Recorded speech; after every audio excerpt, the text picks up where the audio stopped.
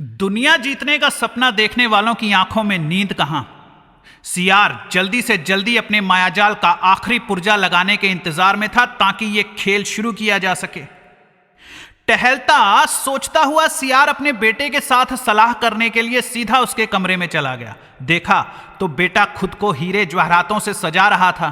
उसके गले में मोतियों की माला और पगड़ी में हीरे पन्ने फंसे देखकर सीआर ने पूछा, ये इतना सज-धज क्यों रहे हो? बेटे ने विनम्रता से हाथ जोड़कर सिर झुकाकर कहा, कल शेर और बैल की मित्रता का जश्न होगा, तो सोचा मैं भी उन्हें अपने अर्जित किए हुए आभूषण दिखाऊं। ये मेरा अहंकार नहीं है पिताजी। सीआर मुस्कुराता हुआ बोला, मुझे तुम्हारे चरित्र पर संदेह नहीं है पुत्र, मुझे तुम्हारे अभिनय पर संदेह है। अभिनय में तुम अभी कच्चे हो। बेटा जिज्ञासा से पूछता है, चरित्र और अभिनय में अंतर बताएं देव। सीआर कहता है, ये दोनों तुम ही हो। चरित्र और अभिनय तुम्हारे ही दो हिस्से हैं। चरित्र वो है जो तुम हो, वो जो तुम अकेले में होते हो। गलती मेरी है, मुझे बिना पूछे तुम्हारे कक्ष में नहीं आना चाहिए था, परंतु ये समय शिष्टाचारों में व्यर्थ करने का नहीं है पुत्र। वहां राज दरबार में तुम बस एक मुख्यमंत्री के बेटे हो, वहां तुम्हें अदृश्य रहना है, यही तुम्हारा अभिनय है। तुम्हारा चरित्र तुम्हारा दिल है और अभिनय तुम्हारा दिमाग। तो दिल से चरित्र से चाहे जैसे मर्जी रहो, लेकिन तुम्हारा अभिनय वो होना चाहिए जो हमें हमारे लक्ष्य तक ले जाए। बेटा कहता है, निश्चिंत रहिए पिताजी। चरित्र वो है जो तुम हो। तुम्हें क्या अच्छा लगता है, कैसे रहते हो, क्या सोचते हो, तो अपने चरित्र को बहुत सुंदर रखो, बहुत अच्छा। इसमें हमेशा अच्छी अच्छी चीजें डालो। हंसना, खेलना, निश्चिंत रहना, प्यार करना, सहायता करना, बांटना, माफ करना। इसमें धर्म और साहित्य तुम्हारी मदद करेंगे। चरित्र बिल्कुल खाना बनाने जैसी चीज है। जब तुम अपने लिए खाना बनाते हो तो उसमें सब अच्छा अच्छा ही डालते हो ना, स्वाद, सुगंध और स्वास्थ्य को ध्यान में रखते हुए।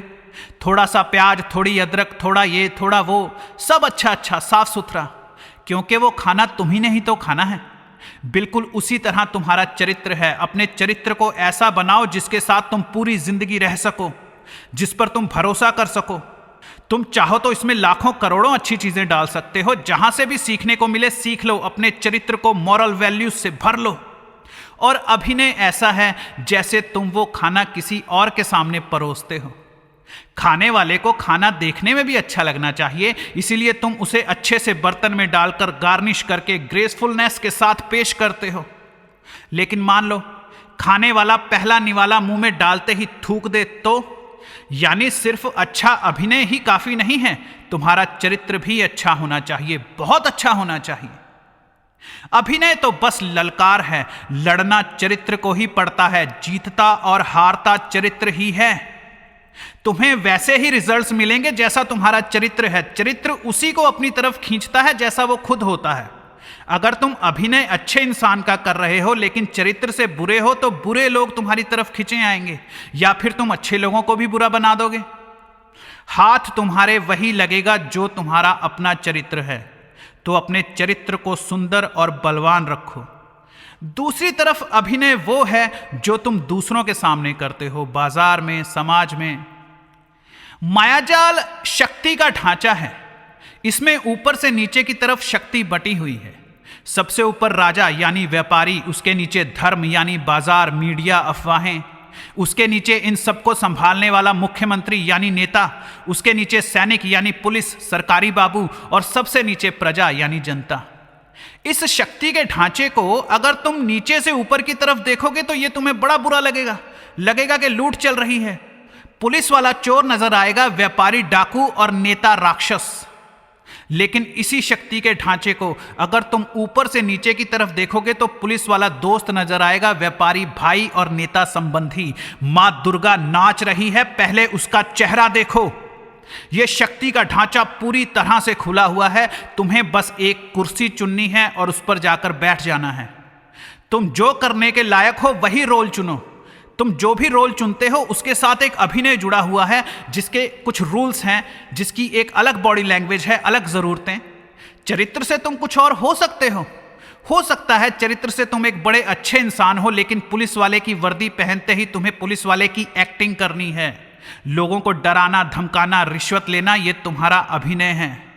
एक व्यापारी पूरे का पूरा व्यापारी के अभिनय में आ जाता है। उसका रोम रोम फायदे के बारे में सोचता है। जैसे एक खिलाड़ी पॉइंट्स बनाने के लिए खेलता है, वैसे ही व्यापारी पैसा बनाने के लिए खेलता है। जैसे हर खेल में एक एक पॉइंट जरूरी होता है, वैसे ही व्यापार में एक एक पैसा जरूरी होता है। एक नेता बनने के लिए तुम्हें किसी शिक्षा की जरूरत नहीं है, बस तुम्हारे अंदर हिम्मत होनी चाहिए और इंसान का ये मनोविज्ञान पता होना चाहिए कि इसे जो समझाओ ये समझ जाता है, इसे मनाओ तो ये मान जाता है। तुम लोगों को बस दूसरों को अच्छी तरह कन्विंस करना आना चाहिए। प्यार से समझा समझा कर तुम किसी को भी कुछ भी करने के लिए राजी कर सकते हो। राम एक अभिनय है। भगवान राम के चरित्र का पता उनके जीवन में लिए गए उनके व्यक्तिगत फैसलों से चलता है। सीता एक अभिनय है। रामलीला तुम्हें यही तो सिखा रही है कि सब लीला है, तुम्हें बस एक बेटे का, भाई का, पत्नी का, दुश्मन का अभिनय करना है। तुम्हारा चरित्र कुछ और हो सकता है। चरित्र और अभिनय एक जैसे हों तो जीवन बड़ा आसान हो जाता है, मगर इस मायाजाल से सम्मोहित दुनिया में जीने के लिए और जीतने के लिए चरित्र और अभिनय अलग अलग रखना पड़ता है। तुम्हें वकील की, व्यापारी की, बॉयफ्रेंड की, बाप की, बेटे की या पति की बस एक्टिंग करनी है। तलाक लेने का सोच रही बहुत सी लड़कियां मुझसे मिलती हैं। कुछ मामलों में तलाक लेना सही रहता है, जैसे जीवन साथी मार पिटाई करता हो, नशेड़ी हो, जुआरी हो, दूसरी लड़की रखी हो। लेकिन लड़कियां बड़े अजीब अजीब कारणों से तलाक लेना चाहती हैं। कोई कहती है मेरा पति मेरी बात नहीं सुनता, माँ बेटा घंटों बातें करते रहते हैं, सास ससुर ननद और पति मिलकर मेरे खिलाफ षड्यंत्र रचते हैं, मायके नहीं जाने देते, घर का पूरा काम करवाते हैं, एक एक पैसे का हिसाब पूछते हैं। कहने को बड़े अमीर हैं पर असल में भिखारियों की तरह रहते हैं। दिन रात लड़ लड़ कर, चिल्ला चिल्ला कर मैं परेशान हो गई हूं, अब और बर्दाश्त नहीं कर सकती। मैं अपनी जेठानियों या बाकी अनपढ़ लड़कियों की तरह डर डर कर नहीं जीना चाहती। अभी 2 साल ही हुए हैं, सोच रही हूं तलाक लेकर कोई अच्छा सा आदमी ढूंढूं। कोई ना भी मिला तो भी मैं खुद पढ़ी लिखी हूं, कोई अच्छी नौकरी कर सकती हूं या कोई बिजनेस करके बड़ी कंपनी चला सकती हूं। मुझे किसी के टुकड़ों पर पलने की जरूरत नहीं है। मैं कहता हूं तलाक किसी प्रॉब्लम का सॉल्यूशन नहीं है। पति बदलने से समस्या का हल नहीं होगा। ऐसा नहीं है कि ये ससुराल ऐसा है या ये पति ऐसा है। सारी दुनिया ऐसे निकम्मे लालची लोगों से भरी पड़ी है। यहां से तलाक लोगी, नया आदमी ढूंढोगी, वो धीरे धीरे अपने रंग दिखाएगा, फिर उसे समझाने में, सुधारने में, बदलने में वक्त लगाओगी। हर सास ऐसी ही होती है। इन लोगों को कम से कम तुम पिछले 2 सालों से जानती तो हो। आधा तो तुम्हारी समझ में आ गया होगा कि इन्हें कैसे कंट्रोल करना है। या फिर किसी कंपनी में नौकरी करोगी या अपनी कंपनी खोलोगी। लेकिन मैं कहता हूं कि तुम सोचो कि ये पत्नी होना, बहू होना तुम्हारी नौकरी ही है। बाहर कहीं भी जाओगी तो वहां पर भी बॉस होगा, क्लाइंट होगा जो तुम्हें दबाएंगे, निचोड़ेंगे। तुम्हारा संघर्ष कहीं भी कम नहीं होने वाला। तुम्हारा ससुराल तुम्हारी सास द्वारा खड़ी की गई कंपनी ही तो है। तुम एक ऐसी कंपनी में जॉब कर रही हो जिस कंपनी की तुम आखिरकार मालकिन बन जाओगी। अगर तुमसे यह सब हैंडल नहीं होता तो कंपनी क्या चलाओगी? तुम्हें क्या लगता है नौकरियां करना आसान है, कंपनियां खड़ी करना मजाक है? शायद तुम्हारी मां तुम्हें समझाती होगी कि बेटा सब कुछ तेरा ही तो है, तू नौकर बनकर गई है मगर मालकिन बनकर निकलेगी अगर तुझमें दम है तो। पर लोग सारी जिंदगी बस भागते रहते हैं। ये छोड़कर वो कर लेंगे, वो छोड़कर ये कर लेंगे, इसे छोड़कर उसके साथ रह लेंगे, उसे छोड़कर इसके साथ रह लेंगे। वो पूरी जिंदगी बस भागते रहते हैं। लेकिन दुश्मन बदलने से लड़ाई आसान नहीं हो जाती। और क्या कहा तुमने? बाकी लड़कियां जो अपने घर का काम करती हैं, सास की बातें सुनती हैं, पति की डांट खाती हैं, वो अनपढ़ और कमजोर हैं? नहीं, वो तुमसे ज्यादा होशियार हैं। उन्हें दुनियादारी समझ में आ गई है। वो बाजार और घर के फर्क को समझ गई हैं। वो जान गई हैं कि औरत की जो कीमत बाजार में है वो घर में नहीं होगी। बच्चों और घर को संभालते संभालते वो अंदर ही अंदर मजबूत हो रही हैं। उन्होंने ढाल लिया है खुद को उन्हीं हालातों में, और ये ज्यादा बड़ी हिम्मत की बात है बजाय भागने के। उन्होंने अपने परिवार को अपना जीवन दिया है। उन्होंने उसी नर्क को स्वर्ग बनाया है। मैं दावे के साथ कह सकता हूं कि तुम्हारे जैसी बहू पाकर तुम्हारी सास बड़ी खुश होगी, क्योंकि तुम्हें बिल्कुल भी अभिनय नहीं आता। तुम सीधा चरित्र से जीती हो, सीधा लड़ती हो, चिल्लाती हो, और तुम्हारा पति तो तुम्हें साफ साफ कहता होगा कि तू बेवकूफ है। तुम्हें अभिनय और चरित्र में फर्क नहीं पता। माँ बाप उसी बेटे को अपना सब कुछ सौंपते हैं जिसकी पत्नी कई सालों तक उन्हें एक समझदार, सहनशील और संस्कारी बहू की एक्टिंग करके दिखाती है। तुम चरित्र से कुछ और हो सकती हो। मैंने कहा, जिस बात से तुम्हारी सास डरती है उस बात को सच करके दिखा दो। उसने पूछा, कैसे? अच्छा, मान लो अगर मैं तुम्हें बेहोश करके एक बड़े से लोहे के कमरे में बंद कर दूं तो जब तुम्हें होश आएगा तो तुम्हारा पहला काम क्या होगा? वो बोली, मैं दरवाजे की तरफ दौड़ूंगी। बिल्कुल ठीक।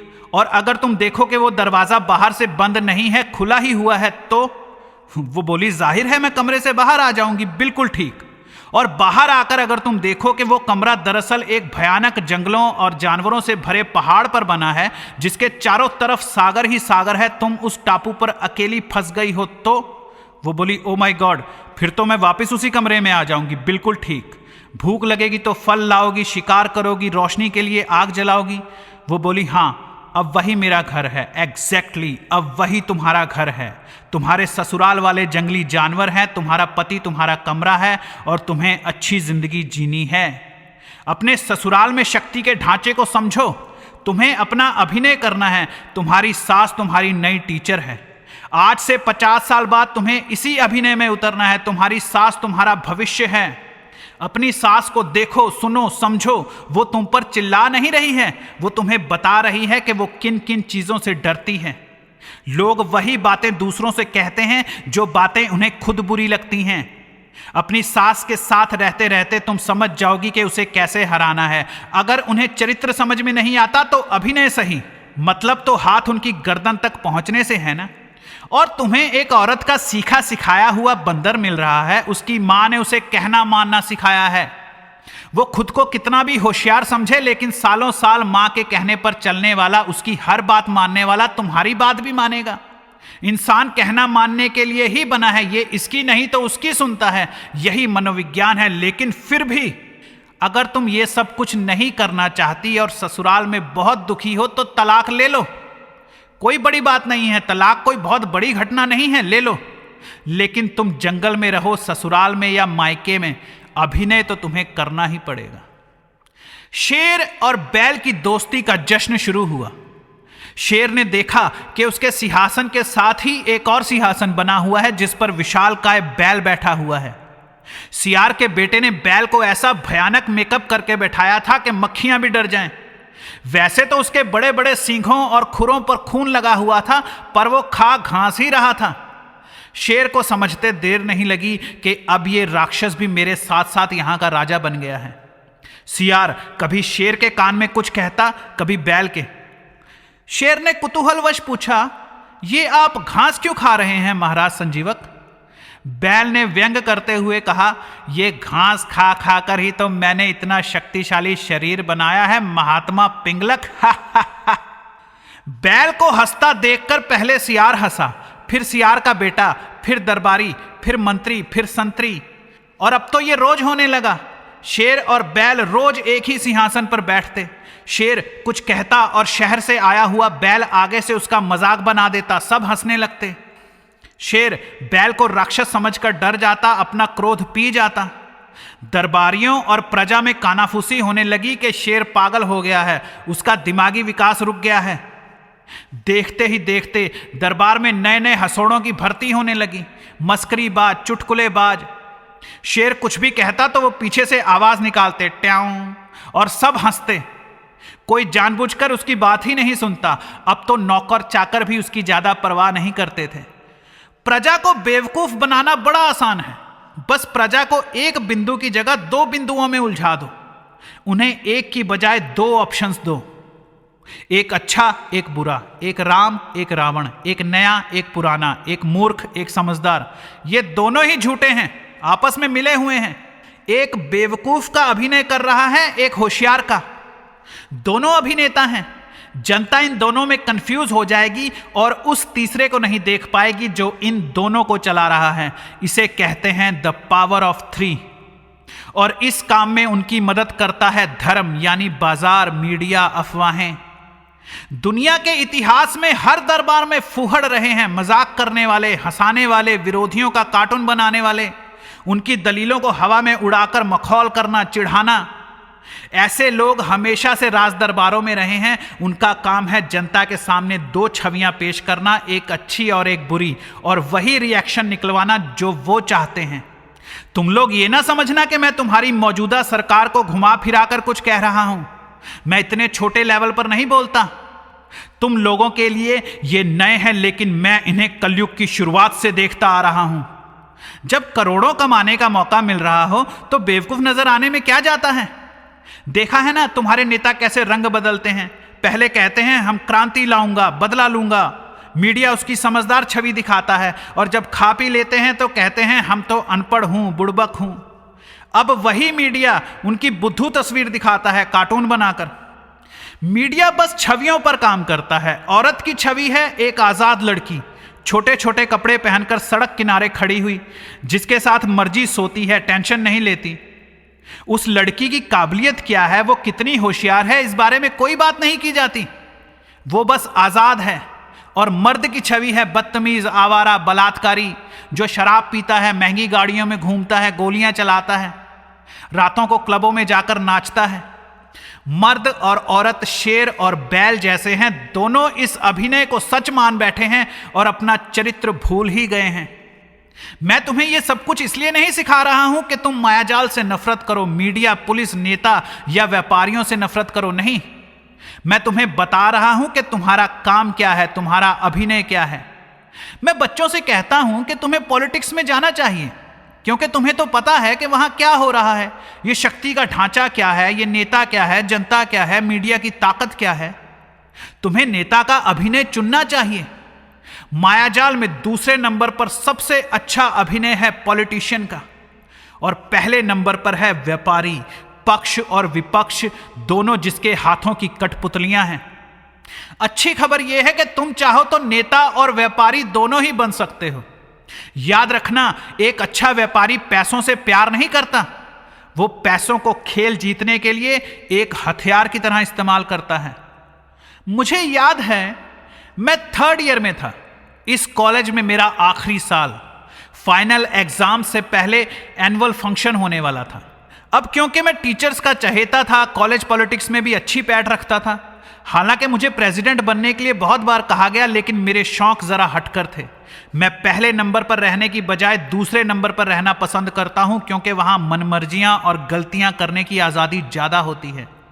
तो पूरे कॉलेज की सफाई, पोस्टर लगाना, इनविटेशन कार्ड छपवाकर बांटने से लेकर जो स्टूडेंट्स एनुअल फंक्शन में पार्टिसिपेट करना चाहते हैं उनके कपड़े, सामान और रिहर्सल तक सब कुछ ठीक ठाक हो जाए, ये मेरी जिम्मेदारी थी। मुझे पहला काम दिया गया हर क्लास में जाकर उन बच्चों के नाम और फोन नंबर्स लिखना जो पार्टिसिपेट करना चाहते हैं। इस पृथ्वी पर इससे अच्छा काम और क्या होगा। कॉलेज बहुत बड़ा नहीं था, उसमें 4000 बच्चे थे, जिनमें से ज्यादातर तो आते ही नहीं थे। उन्हें बस एनुअल फंक्शन में जश्न, खूबसूरत लड़कियां और उनका डांस देखने आना होता था। 100 स्टूडेंट्स की जरूरत थी, जिसमें से 80 लड़कियां थी। लड़के तो वही 15-20 थे जो हर एक्ट में कुछ ना कुछ बनकर रिपीट आ सकते थे। मैं इच्छुक बच्चों के नाम लिखने के लिए लगभग हर क्लास में गया। बड़ी संजीदगी और तमीज के साथ सब लड़कियों को होने वाले प्रोग्राम की जानकारी दी। उन्हें बताया कि उन्हें किस टीचर से संपर्क करना है, रिहर्सल के लिए कॉलेज में शाम कितने बजे तक रुकना होगा, और मैं दोबारा आऊँगा ताकि तुम लोग अपने अपने घरों में पूछ लो, देख लो किसके घर वाले अलाउ करते हैं, किसके नहीं। बाकी कोई चेंजेस हुए तो सुबह नोटिस बोर्ड देख लेना। ये मेरा अभिनय है, क्योंकि मेरा चरित्र है लड़की पटाना। अब क्योंकि मैं जानता था कि आने वाले 2 महीनों तक इन लड़कियों को मेरी ही लीडरशिप में रहना है, तो मैं अभी से सबको अपना दोस्त बनाकर नहीं रख सकता था।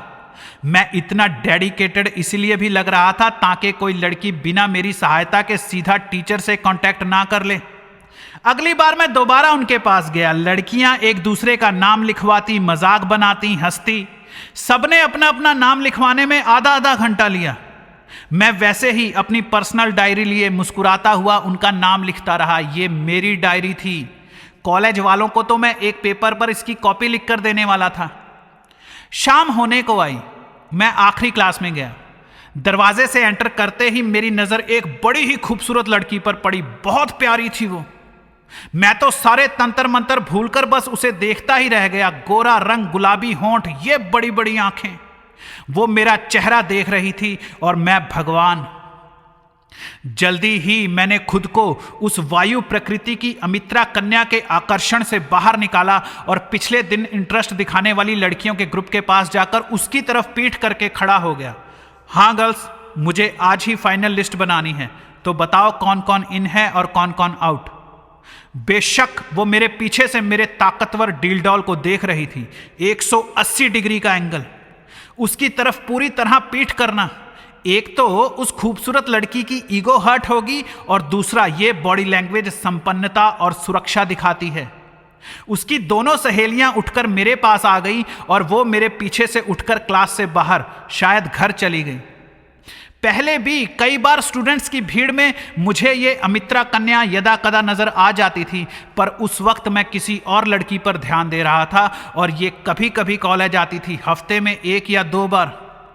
खैर, अगले दिन से तैयारियां शुरू हो गई। बच्चों को प्रैक्टिस करने के लिए एक हॉल और एक ड्रेसिंग रूम दिया गया। पहले हफ्ते में सबसे ज्यादा काम था। मैं लड़कियों की जरूरतों को भाग भाग कर पूरा करता, गड़बड़ियों को ठीक करता। उन्होंने 10-12 छोटे छोटे ग्रुप बना रखे थे। एक तो मेरा नाम भी नौकरों जैसा है, चंदू। फिल्मों और कहानियों में चंदू नाम के नौकर होते हैं, तो सब मुझे उसी टोन में काम बताती थी कि चंदू जाओ मेरे लिए छोले भटूरे लेकर आओ, कि चंदू जाओ मेरी सैंडल टूट गई है, मोची से ठीक करवा कर लाओ। लेकिन मेरा वैभव देखकर वो आपे से बाहर भी नहीं होती थी। जब लड़कियों की जरूरतें लगभग पूरी हो गई तो मेरे काम का बोझ थोड़ा कम हुआ। अब मैंने इस भीड़ में से अपनी पसंद की 3 लड़कियों को चुना। सबसे हॉट 3 लड़कियां, रमला, कोयना और ख्वाब। अब मैं बस इन 3 लड़कियों की ही सुनता और मानता था। मैंने राजनीति का एक साधारण सा खेल खेला, इन तीनों लड़कियों को हेड बना दिया। अब यही तीनों मुझे सब लड़कियों की जरूरतें बताती, मेरे मैसेजेस उन तक पहुंचाने के साथ साथ उन्हें बॉयफ्रेंड से फोन पर बात करने से रोकती और रिहर्सल भी करवाती। हाँ, मैं इन तीनों के साथ खूब फ्लर्ट करता, तारीफें और डबल मीनिंग बातें करता। मैं फुल एंजॉय कर रहा था। प्ले के लिए कलाकारों के कपड़े, मिट्टी के घड़े और एक्ट में यूज होने वाली बाकी चीजों की खरीदारी करने भी मैं इन्हीं को ले जाता। हम लोग बाजारों में घूमते, गोलगप्पे खाते। मैं कभी इसको गले लगा लेता, कभी उसको। तीनों कंफ्यूज थी कि मैं किसके पीछे हूं, क्योंकि कंफ्यूज तो मैं खुद था। पसंद तो मुझे तीनों ही थी, पर मेरा दिल उस अमित्रा कन्या को याद करता रहता। दरअसल मैं इन तीनों से बस मन बहला रहा था। मैं इन्हें प्यार ही नहीं करता था, इसलिए कह भी नहीं रहा था। प्यार कोई ऐसी चीज नहीं है जो तुम सबसे करते फिरो। प्रपोज कोई ऐसी चीज नहीं है जो तुम किसी को भी कर दो। यह बड़ा गंभीर मामला है। तुम किसी की जिंदगी में घुस रहे हो, वो तुम्हें अपनी जिंदगी का, अपने दिल का, अपने दिमाग का सबसे खूबसूरत कमरा देगा। तुम उसकी जिंदगी के सबसे इंपॉर्टेंट इंसान बनोगे। इसीलिए प्यार और प्रपोज कभी भी मजाक में नहीं करना है, यह बड़ा सीरियस मामला है। खैर, काफी होशियार लड़कियां थी, खूब एंजॉय कर रही थी। तीनों कभी गिद्दे की, कभी बंजारन की और कभी पानी भरने आई राधा की ड्रेस पहनकर पूरे कॉलेज में यहां से वहां घूमती फिरती और लड़के हाय हाय करके गिरते फिरते। शाम को 4 बजे के बाद पार्टिसिपेट करने वाले बच्चे पढ़ाई करके घर चले जाते और मैं शाम 7 बजे तक रिहर्सल करने वाली लड़कियों के साथ अच्छा वक्त बिताता। वो अमित्रा अपनी दोनों सहेलियों के साथ मुझे बीच बीच में नजर आती थी। बेशक उसे मुझ में कोई दिलचस्पी नहीं थी, पर उसे नजर तो आ रहा था ना कि मैंने आजकल किन 3 तितलियों को कॉलेज की महारानियां बनाया हुआ है। वो कई बार मेरे पास से गुजरती और मैं उसकी तरफ पीठ करके इन तीनों को हाईलाइट करने में लगा होता। शुक्रवार का दिन था।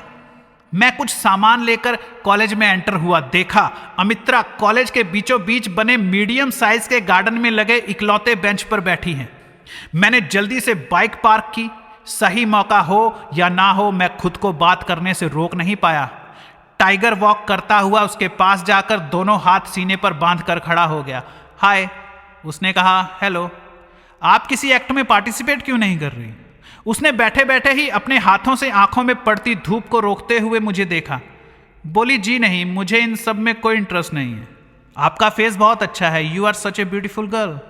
वो उसी तरह बैठे बैठे बस मुझे देखती रही। मैंने कहा पूरे फंक्शन में एक भी खूबसूरत लड़की हो तो कई गलतियां छुप जाती हैं।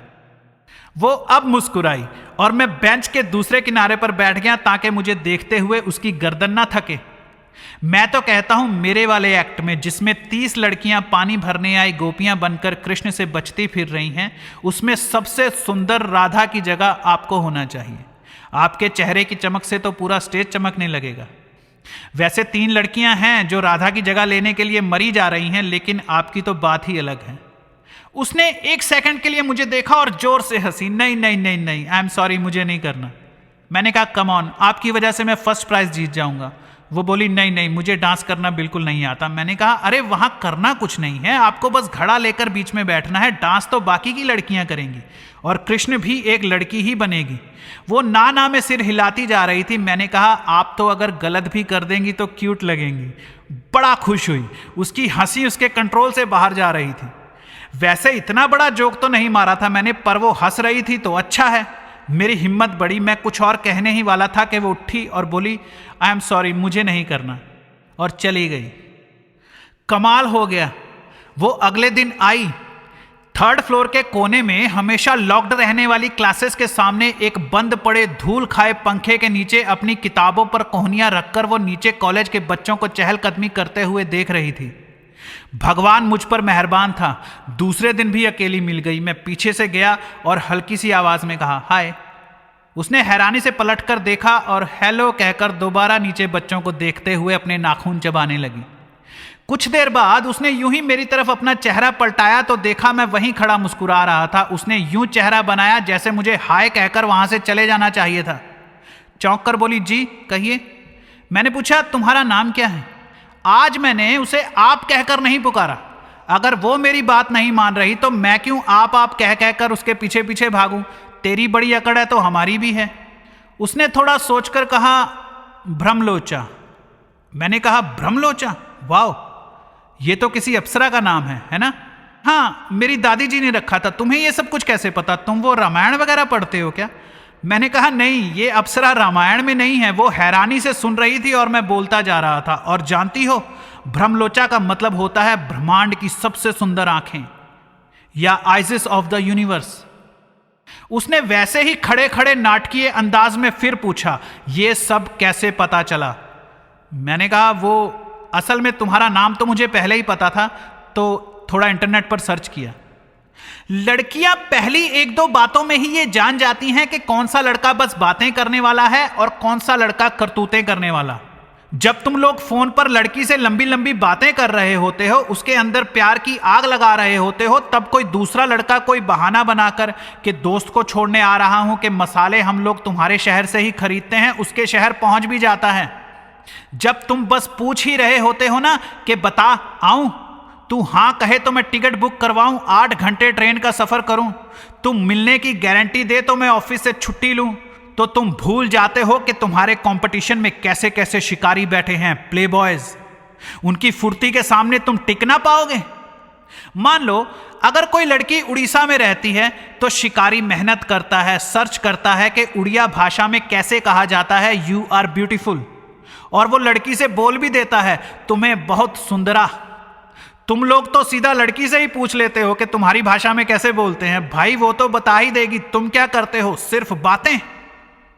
मैंने भ्रमलोचा का नाम सर्च किया, उसका मतलब पता किया, उसे कहने का तरीका सोचा, मेहनत की, तो लड़की को होना ही चाहिए इंप्रेस। लेकिन ये क्या, शायद मेरे चेहरे से ज्यादा अच्छा उसे छत पर लगा बंद पड़ा धूल खाया पंखा लग रहा था। छत की तरफ देखते हुए आंखें फिराकर वो दोबारा नीचे बच्चों को देखने लगी। खैर मैं चालू था। ये इस लड़की का चरित्र नहीं था, क्योंकि चरित्र तो प्यार मांगता है। मुझे पहले इस लड़की के अभिनय से टकराना होगा, अभिनय का जवाब अभिनय से देना होगा। तुम्हें दूसरे लोगों पर अच्छे अभिनय से फर्स्ट इंप्रेशन डालना चाहिए, लेकिन उनके द्वारा किए जाने वाले अभिनय से इंप्रेस नहीं होना चाहिए। जैसी वो शक्लें बना रही है उसे वैसा रिएक्शन मत दो, रिएक्शन वो दो जो तुम देना चाहते हो। जैसे मान लो अगर मैं तुमसे कहूं कि ये लो स्क्रिप्ट, इसे अच्छी तरह रट लो और जाओ। वो जो सामने लड़की खड़ी है वो एक एक्टर है, तुम्हें जाकर बस ये वाले डायलॉग्स बोलने हैं। वो तुम्हें पहले डांटेगी, डरेगी, दूसरी तरफ देखेगी, लेकिन तुम्हें एक घुटने पर बैठकर उसका हाथ पकड़कर बस ये लाइंस बोलते रहना है। वो सुनना नहीं चाहेगी, पर तुम्हें उसे गाकर सुनाना होगा। तो तुम सही या गलत जैसी भी होगी एक्टिंग कर लोगे ना। और अगर बाद में मैं तुम्हें बताऊं कि ये लड़की कोई एक्टर नहीं है, कोई बेचारी यूं ही खड़ी थी, मैंने तुमसे झूठ बोला था, लेकिन तुम्हें लगा कि ये ड्रामा चल रहा है, तुम्हें एक्टिंग ही करनी है, बस बोलना ही है, इसलिए तुमने बोल दिया। मैं तुमसे कहता हूं कि लड़की को थोड़ी ना पता है कि तुम एक्टिंग कर रहे हो। उसे तो यही सीन देखना है कि कोई उसे प्यार करे, इजहार करे। हां, तुम्हें एक्टिंग ही करनी है, और अगर इसे अभिनय समझकर करोगे तो करना आसान हो जाएगा। अभी अपने चरित्र को बीच में मत लाओ। चरित्र से शायद तुम इतने हिम्मत वाले और रोमांटिक ना हो। वो भ्रमलोचा दूसरी तरफ देख रही थी और मेरा अभिनय चालू था। मैंने कहा, जानती हो, जब मैंने तुम्हें पहली बार उस क्लास में देखा था, उसने स्लो मोशन में मेरी तरफ चेहरा किया। तुम्हें देखकर मैंने सोचा कि पास के स्कूल से कोई बच्ची अपनी किसी दीदी से मिलने आई है। उसने अजीब सा मुंह बनाकर पूछा, इतनी छोटी लगती हूं क्या मैं? मैंने बेझिझक कहा, हां। उसने फिर किसी जासूस की तरह अपना सिर टेढ़ा और आंखें छोटी करके मुझे शक भरी नजरों से मुस्कुराते हुए देखा। मैंने नया पैंतरा फेंका, तुम्हारी आंखें सचमुच बहुत प्यारी हैं। अब वो अपना चेहरा नीचे और बड़ी बड़ी आंखें ऊपर करके मुझे देखने लगी। मैंने टचिंग बैरियर तोड़ने के लिए उससे कहा, लाओ मैं तुम्हारा हाथ देखता हूं, देखते हैं फ्यूचर में क्या बनोगी। मैंने उसकी पतली सी कलाई पकड़ने के लिए अपना पंजा आगे बढ़ाया। लाओ देखते हैं मैं तुम्हारी किस्मत में। मेरे झपट्टे से किसी हिरनी की तरह हाथ निकालते हुए वो बोली, एक मिनट, डोंट टच मी। और फिर उसी उंगली से हवा में उल्टा त्रिकोण बनाकर मेरे दोनों कंधों और पैरों को उसमें समेटती हुई बोली, ये जो तुम कर रहे हो ना, ये मेरे साथ मत करो। मैंने कहा, क्या? वो बोली, ये एक्टिंग, ये नौटंकी। इन थर्ड क्लास चालों में वो थर्ड क्लास लड़कियां फंसती होंगी जिनको आजकल तुमने कॉलेज की न्यू बॉर्न स्टार्स बना रखा है। मैंने कहा, तुम क्या बोल रही हो? मुझे कुछ समझ में नहीं आ रहा। वो बोली, कम ऑन, तुम जैसे जो करना मैं रोज देखती हूं। ये फिल्मी डायलॉग, ये झूठी तमीज, ये झूठी तारीफें, सब कुछ झूठ। जितनी तुम्हारी उम्र है ना बेटा, उतने मैं लड़के घुमा चुकी हूं। तुम्हारे जैसे भालू हर रोज मेरे आगे पीछे नाचते रहते हैं। पहली और आखिरी बार समझा रही हूं, मजा आता है जब ओपोनेंट अपनी प्रोफाइल पढ़कर सुना रहा हो, अपने बारे में जानकारी दे रहा हो। मैं उसके मुंह से निकले हर लफ्ज को सच मान रहा था, ध्यान से सुन रहा था। मुझे उसकी हर अदा को समझना था। यह तो बस पहला चैप्टर है, और अच्छी बात है अगर लड़के घुमा चुकी है। मुझे भी नादान लड़कियों में कोई दिलचस्पी नहीं है। बोली, तो मिस्टर, अपनी एक्टिंग का पिटारा उठाओ और चलते बनो यहां से। दोबारा नजर आए तो मुंह तोड़ दूंगी। मेरा कॉन्फिडेंस ना तारीफ सुनकर ऊपर जाता है, ना गालियां सुनकर नीचे जाता है। मैंने उसी अंदाज में कहा, वैसे कहना पड़ेगा, जितनी अच्छी तरह तुमने मुझे समझा है, उतनी अच्छी तरह कभी किसी लड़की ने नहीं समझा। उसने इबादत में दोनों हाथ उठाए और खुदा को नीचे खींचती हुई बोली, ओह स्टॉप दिस पैंग, अभी के अभी बंद करो ये सब कुछ। तुम ये सब कर कैसे लेते हो? तुम्हें शर्म नहीं आती? मैं चुप रहा। वो बोलती रही, मुझे चिढ़ है तुम जैसे लोगों से। I mean, तुम्हारी लाइफ है, जैसे मर्जी जियो, मुझसे दूर रहो बस। प्लीज लीव, जाओ यहां से। मेरी टांगे किसी चट्टान की तरह वहीं गड़ी हुई थी। कुछ सोचते हुए मैंने कहा, ओह मैं समझ गया क्या बात है। उसने मुंह खोला और एक आंख निचोड़ी। कितने बेशरम हो तुम, और समझ क्या गए हो? जिस दीवार पर वो कोहनियां रखकर खड़ी थी, उसी दीवार के साथ पीठ टिकाकर आराम से खड़े होते हुए मैंने कहा, तुम मुझसे डर गई हो। उसने मेरे मायाजाल में लॉगिन किया। व्हाट? मैंने कहा, हां, तुम्हें डर है कहीं मैं तुम्हें भी ना पटा लूं, और तुम मेरी गर्लफ्रेंड बनने का सोच सोच कर ही नर्वस हो रही हो, घबरा रही हो। एक्चुअली तुम मेरी गर्लफ्रेंड बनने के लायक भी नहीं हो। एक्सक्यूज मी, तुम जैसे लो स्टैंडर्ड सड़क छाप रोमियो मेरी क्लास के आसपास भी नहीं है। अरे मैं चाहूं तो तुम्हें 2 दिन में पटा सकता हूं। उसने मुझे एक बार ऊपर से नीचे देखा और बोली, हाउ डेयर यू। क्या कहा तुमने? दोबारा बोलना जरा। मैंने थोड़ा घबराते हुए कहा, वो मैं कह रहा था कि अगर मैं चाहूं तो तुम्हें 1 हफ्ते में पटा सकता हूं। अभी तुमने कहा था 2 दिन में। हाँ सॉरी, वो थोड़ा जोश में आ गया था। उसने मेरे कंधे पर हाथ रखकर फिर पूछा, 1 हफ्ता? मैंने सोचने का नाटक करते हुए कहा, हाँ सॉरी, मैं तुम्हारी इंसल्ट नहीं करना चाहता, लेकिन हाँ मेरे लिए 1 हफ्ता काफी है। तुम पागल हो, है ना? साइको। देखो जो भी है, जाओ यहां से, कहीं मेरी हैंडसमनेस से घायल ना हो जाना। जाओ जाओ, नहीं तो तुम्हें मुझसे प्यार हो जाएगा, फिर मेरे पीछे पीछे भागोगी। बॉलीवुड की फिल्मों की सबसे घिसी पिटी लाइन है ये।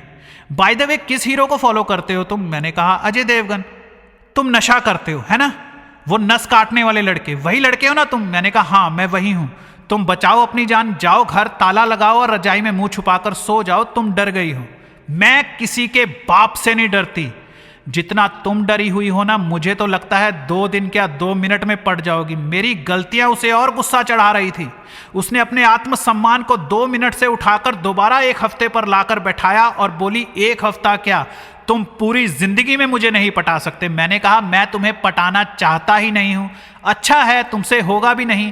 मैं चाहता भी नहीं हूं, तुमसे चाहकर भी नहीं होगा। होगा क्यों नहीं? शर्त लगा लो, 1 हफ्ते में तुम्हें मुझसे प्यार हो जाएगा। You are impossible. सच में पागल होना है ना? मेंटल हॉस्पिटल से भागे हुए। मैंने अपनी बात दोबारा दोहराई, 1 हफ्ते में तुम्हें मुझसे प्यार हो जाएगा। लगी 5,000 की शर्त। 5,000? यू मैनियक, पागल आदमी, तेरे पास 5,000 हैं? हालत देख अपनी। क्या मतलब, मैं गरीब लगता हूं क्या? हाँ, बहाने मत बनाओ। मान लो तुम डर गई हो, शर्त लगाने का दम ही नहीं है तुम में। वो झल्ला कर बोली इनफ इज इनफ। मैंने आग में घी डाला। देखो, डरने में कोई बुराई नहीं है, लड़कियां तो डरपोक होती ही हैं, इसमें शर्मिंदा होने जैसा। You pathetic piece of shit. ये क्या बार बार डर गई लगा रखा है? मैं किसी से नहीं डरती। मैंने हाथ आगे बढ़ाकर कहा तो फिर लगा लो शर्त 5,000 की। जीत गई तो 5,000 मिलेंगे और मुझसे हमेशा के लिए छुटकारा। तुम जैसों से छुटकारा पाने के लिए मेरी जुत्ती ही काफी है। Of course you are a strong women, I believe you.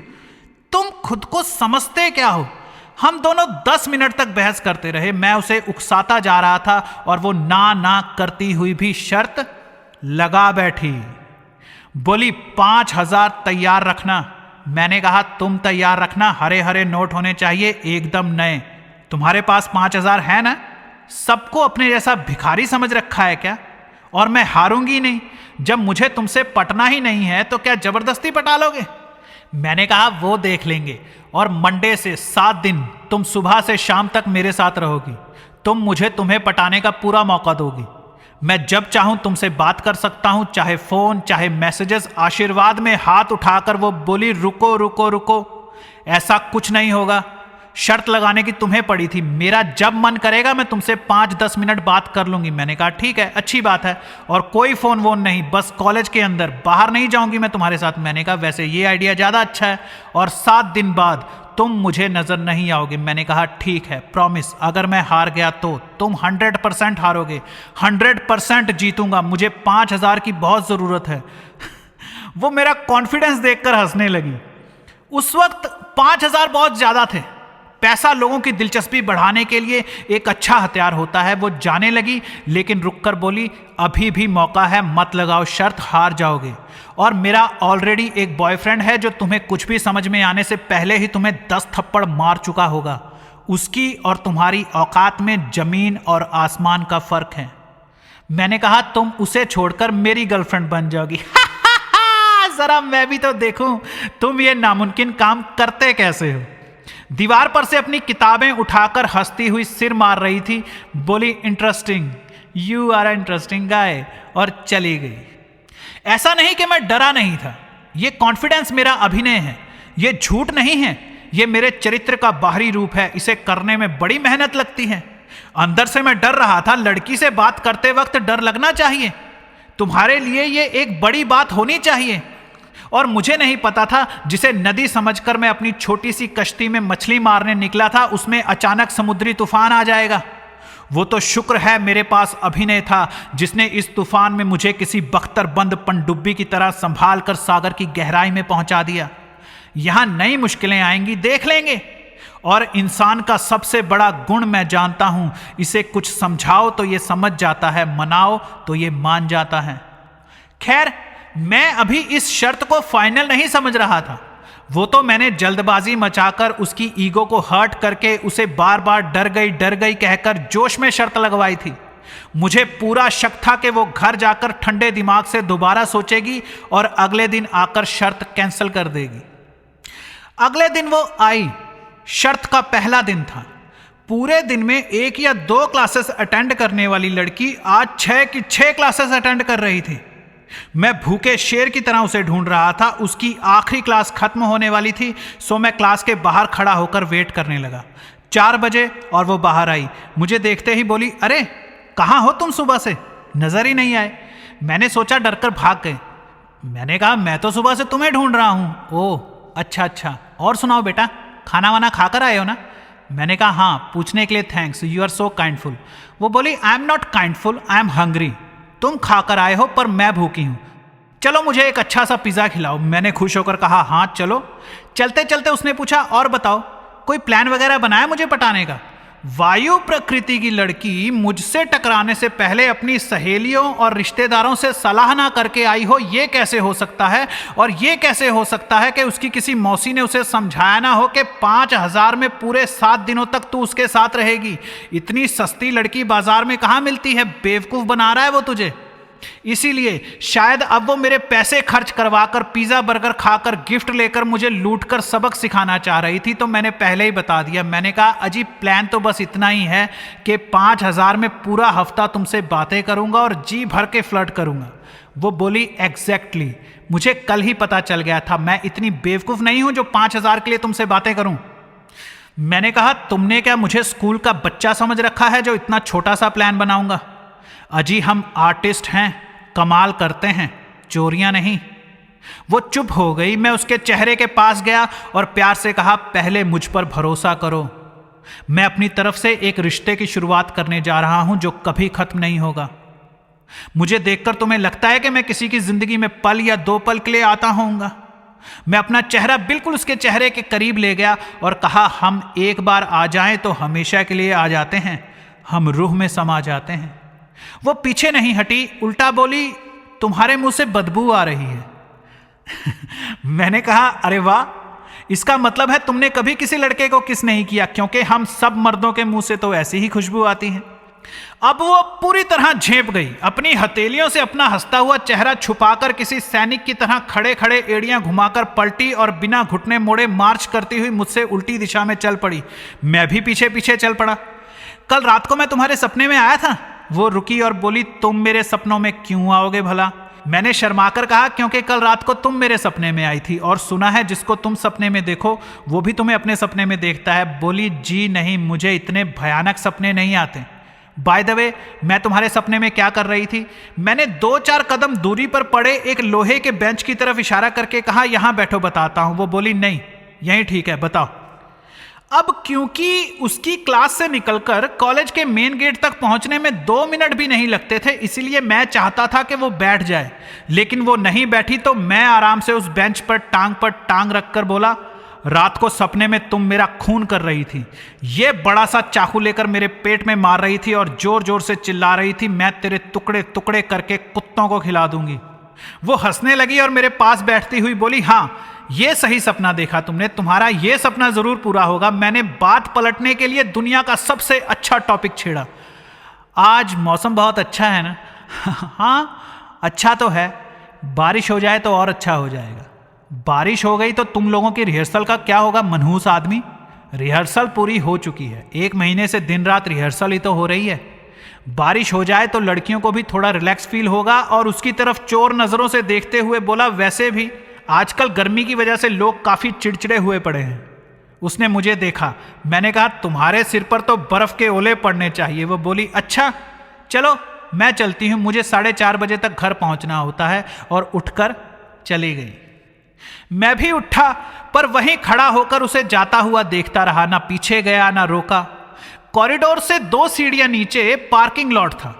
उसने नीचे उतरकर पता नहीं क्यों पीछे मुड़कर देखा। मैंने उसे अपनी हद में खड़े मुस्कुराते हुए प्यार से हाथ हिलाकर बाय कहा। अगले दिन उम्मीद नहीं थी, पर वो कॉलेज आई। शर्त का दूसरा दिन। आज फिर वही 6 की 6 क्लासेस अटेंड करने लगी। मैंने उसे आखिरी क्लास में जाने से पहले रोका। आजकल बहुत पढ़ाई करने लगी हो तुम? जी, मैं शुरू से ही बहुत पढ़ाई करती हूँ और मुझे ये क्लास अटेंड करनी है, प्लीज रास्ता छोड़ेंगे आप? मैं चाहता तो उसे क्लास मिस करवाकर अपने साथ बातें करने पर मजबूर कर सकता था, पर सोचा चलो अभी इसे अपनी मनमर्जियां कर लेने देता हूं, बॉयफ्रेंड बनने के बाद तो मेरी मर्जी ही चलेगी। मैंने रास्ता छोड़ते हुए कहा, श्योर, पढ़ाई पहले, एंटरटेनमेंट बाद में। वो नहीं हंसी। मैंने पूछा, आज लंच मेरे साथ करोगी? बोली कुछ नहीं और ना में सिर हिलाकर चली गई। क्लास खत्म हुई, वो बाहर आई, मुझे देखते ही माथे पर बल पड़ गए। तुम्हें समझ में नहीं आता कि मैं तुम्हारी ये घटिया शक्ल बार बार नहीं देखना चाहती। मैंने कहा, मैं वो बातें नहीं समझता जो समझने का मुझे फायदा ना हो। लंच करें? मैंने पहले ही कहा था, मैं तुम्हारे साथ कहीं बाहर नहीं जाने वाली। मैंने अपनी पॉकेट में से एक छोटा मगर मजबूत एयर टाइट प्लास्टिक का टिफिन निकाला और उसकी तरफ बढ़ाते हुए कहा, कहीं बाहर नहीं जाएंगे, ये लो, यहीं खा लो। पहले उसने टिफिन को हाथ नहीं लगाया, लेकिन जब मैंने बताया कि मैंने खुद अपने हाथों से आलू के पराठे बनाए हैं देसी घी में डूबे हुए, तो उसने टिफिन पकड़कर खोला। जवानी में भूख बड़ी लगती है। शाम के 4 बज चुके थे और इस 5 फुट 8 इंच की लंबी चौड़ी तगड़ी लड़की की सांसों में जब पराठों की खुशबू गई तो उसका चेहरा खिल गया। एक बाइट खाकर बोली, तुम तो बड़े अच्छे कुक हो, लेकिन ये पराठे तो गर्म हैं, बिल्कुल ताजे। मैंने कहा, तुम 40 मिनट की क्लास लगा रही थी, मैं भागकर फ्लैट में गया और बना लाया। यहीं पास में ही रेंट पर रहता हूं मैं। बोली, ओके, लो तुम भी खाओ। हम लोग 4:30 बजे तक बातें करते रहे, ज्यादातर बहस। मैं जानबूझकर उसकी हर बात का उल्टा जवाब देता। अगर वो कहती दिन है तो मैं कहता रात है। अगर वो कहती पैसा ही सब कुछ होता है तो मैं कहता प्यार ही सब कुछ होता है। अगर वो प्यार कहती तो मैं कहता पैसा। मैं उसे हंसाता रहा, वो खुद को हंसने से बड़ा रोकती पर उसकी हंसी फूट ही पड़ती। याद रखना, झगड़े हमेशा प्यार के होते हैं। लड़ाई कोई भी हो, उसके पीछे किसी कोने में छुपा हुआ कारण होता है प्यार। वही लोग आपस में बहस करते हैं जो एक दूसरे की नजर में अपनी वैल्यू देखना चाहते हैं, उसका ध्यान अपनी तरफ खींचना चाहते हैं। जहां झगड़ा होता है वहां कहीं ना कहीं एक दूसरे में दिलचस्पी छुपी होती है। जो लोग एक दूसरे से नफरत करते हैं वो तो एक दूसरे से बात भी नहीं करते। लड़ाई झगड़ा तो बड़ी दूर की बात है। और बहस एक ऐसी मजेदार चीज है जिसमें जीतता कोई नहीं है, पर बात भी होती रहती है। बस तुम्हें मर्यादा में रहकर बोलना है।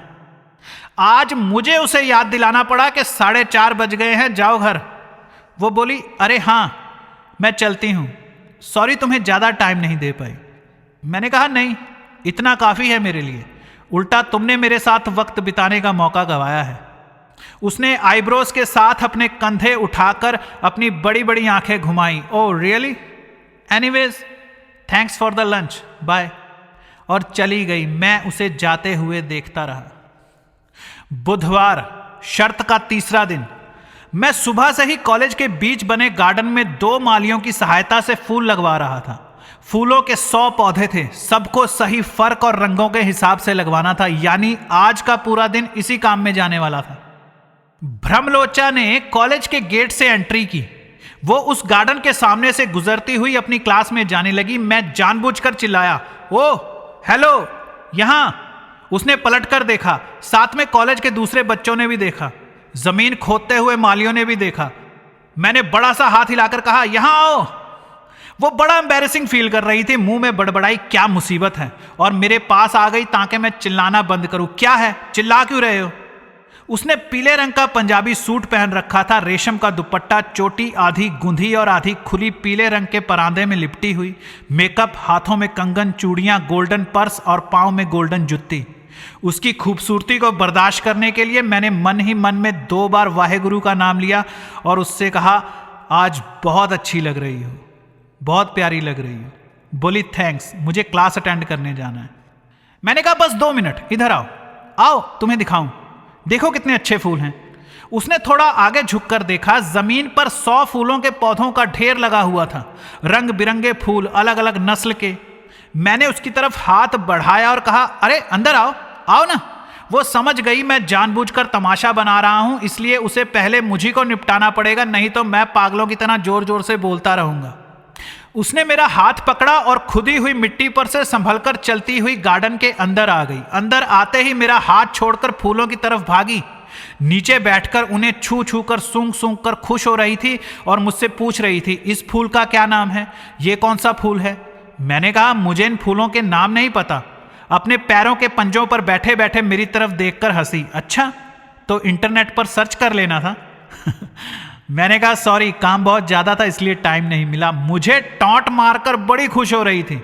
मैंने झट से एक पीला फूल तोड़कर कहा, इसे भी बालों में लगा लो।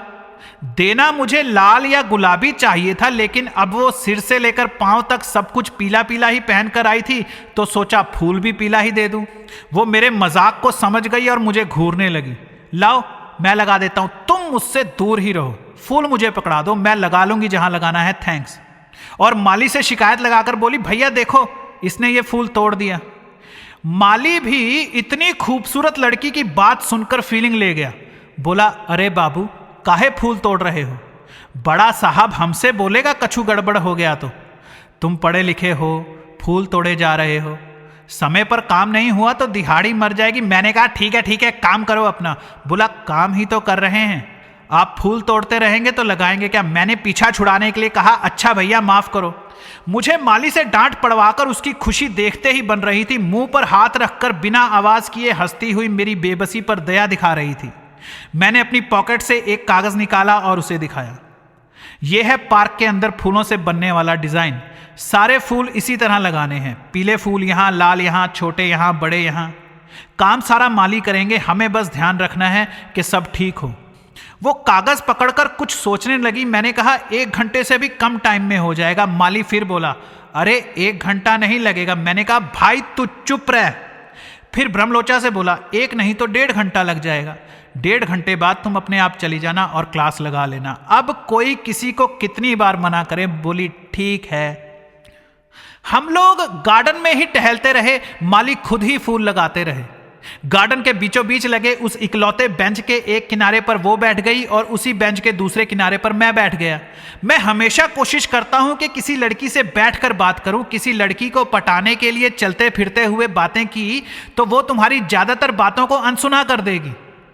तो उसे अपने सवालों और जवाबों की भूल भुलैया में इनवाइट करते हुए मैंने पूछा, तुम्हारी दादी ठीक है? वो बोली, क्या दादी? ग्रैंड मदर ठीक तो है ना? हाँ ठीक है, अच्छी खासी तंदुरुस्त। तुम्हारे घर में सबका रंग इतना ही गोरा है? नहीं, मैं ही कुछ ज्यादा गोरी हूं, पता नहीं क्यों। तुम तो जहां जाती होगी लोग तुम्हें ही देखते रहते होंगे। हाँ, हर कहीं, बस में, सड़क पर, मार्केट में, बस देखते रहते हैं। पता नहीं क्या मिलता है देखकर इनको। लगता है इसीलिए कॉलेज कम आती हो। नहीं, एक्चुअली हमारा घर बहुत दूर है। मेरा तो दिल करता है रोज कॉलेज आऊं, बट अब रोज इतनी दूर से आना और यहां आकर कोई ज्यादा पढ़ाई भी नहीं होती। तुम्हारी दोनों सहेलियां नजर नहीं आती आजकल। हाँ, वो पारुल के पापा की तबीयत ठीक नहीं है और लवप्रीत की 1 महीने बाद शादी है, उसमें बिजी है। तुम्हारे बारे में बताया मैंने उसे, कह रही थी शादी में जरूर लेकर आना। हाँ मैं जरूर आऊंगा। मैं कहीं नहीं लेकर जा रही हूं तुम्हें, बस बता रही हूं। मैं तुम्हें क्यों लेकर जाऊंगी इडियट? तुम बहुत खूबसूरत हो। ऐसा लगता है तुम्हारे अंदर कोई बल्ब जल रहा है और रोशनी बाहर आ रही है। मुझे प्यार हो गया है तुमसे। उसने घृणा से उल्टी करने की एक्टिंग करते हुए अपने गले में उंगली मारी। कम ऑन, मैं बहुत अच्छा लड़का हूं, मुझे पता है तुम कितने अच्छे लड़के हो। मेरे जैसे लड़के के पास तुम्हारी जैसी गर्लफ्रेंड होनी चाहिए। अब वो तंग आकर दूसरी तरफ फूलों को देखने लगी और मैं वो देखने लगा जो वो मुझे दिखा रही थी। उसका चमकता हुआ गाल, झुमके की शोभा बढ़ाता कान, पतली सी गर्दन, वही डीप नेक जो वो हमेशा पहनती थी, जिसमें से नजर आती काफी भारी, गोरी से दूधिया होती, अपने अपने रास्ते जाती हुई उसकी छातियां, पतली सी कमर। वो अचानक मुझे देखकर बोली, क्या देख रहे हो? मैंने कहा, अगर तुम दूसरी तरफ देखोगी तो मैं भी दूसरी तरफ देखूंगा ना। वो बैठे बैठे ही मेरी तरफ पलटी, अपने बेहद महीन दुपट्टे से इस खिली हुई धूप में अपनी छातियों को ढकने की नाकाम कोशिश की और अपने दोनों पांव जुतियों समेत उठाकर बेंच पर रख लिए। मेरी जींस पर उसके पैरों से मिट्टी लग रही थी, पर उसकी परवाह किए बिना उसने मेरी आंखों को अपनी आंखों से पकड़ा और कहा, बोलो। मुझे याद है जब मैं स्कूल में पढ़ता था तो स्कूल के साथ साथ एक अच्छे से इंस्टीट्यूट की भी तलाश कर रहा था जहां ज्यादा से ज्यादा लड़कियां हों। मैं स्कूल की लड़कियों से सीखे पैंतरों को कहीं ना कहीं प्रैक्टिकली करके आजमाना चाहता था। थोड़ा ढूंढने पर मुझे एक अच्छी जगह मिल गई। मेरे पास वहां 15 लड़कियां थी। 1-2 हफ्तों की दोस्ती के बाद मैंने उनसे हेल्प मांगी। मैंने कहा कि मैं अपने स्कूल में एक लड़की को बहुत पसंद करता हूं, तो मैंने प्रपोजल तैयार किया है, कुछ लव लेटर्स भी लिखे हैं, लेकिन मैंने आज तक कभी किसी लड़की से अपने प्यार का इजहार नहीं किया, ना ही कभी लव लेटर दिया है। अगर तुम में से कोई लड़की मुझे प्रैक्टिस करने का मौका दे तो मैं अपनी परफॉर्मेंस को और अच्छा कर पाऊंगा। देखूं कहाँ क्या गलती कर रहा हूं। अगर आप में से कोई मेरे लिखे लव लेटर्स को पढ़कर उसमें क्या कमी है और क्या होना चाहिए बता देगी तो मेरी बड़ी हेल्प होगी। मस्ती खोर चुड़ैलें थी, सबकी सब मान गई। जैसे लड़कों को नाचती हुई लड़की अच्छी लगती है ना, जो कमर हिलाए, आंखें मटकाए, बालों को लहराए, कभी आगे झुक जाए, कभी पांव उठाए, बस वैसे ही लड़कियों को रोमांटिक लड़के अच्छे लगते हैं, जो प्यार जताएं, करके दिखाएं। कोई किसी को याद करता है, उसे अपने दिल का हाल सुनाना चाहता है, जिनके पास कहने को सुंदर लफ्ज हो, तरीका हो। किसी चिड़िया के बच्चे की तरह एक लड़की की हथेली को मैंने अपनी दोनों हथेलियों में हौले से पकड़ा, अपना पूरा ध्यान उसके चेहरे पर लगाकर आंखों में देखते हुए कहा, अगर तुम मेरी हो जाओ तो जिंदगी भर के जरूरी कामों में से मेरा सबसे जरूरी काम होगा रोज सुबह उठकर तुम्हारा हंसता हुआ चेहरा देखना, तुम्हें प्यार करना, तुम्हारी तारीफ करना। साइड वाली बोली, बोलते रहो, चुप क्यों हो गए? अगर तुम खुशबू होती तो मैं तुम्हें अपनी सांसों में भर लेता और कभी ना छोड़ता। अगर तुम पानी होती तो मैं तुम में डूब जाता और कभी बाहर ना आता। तुम मेरी जिंदगी हो, बस तुम हाँ कह दो, दुनिया और भगवान से मैं लड़ लूंगा। अरे बोलो। मैंने कहा बस इतना ही था। बस इतना सा, खत्म भी हो गया?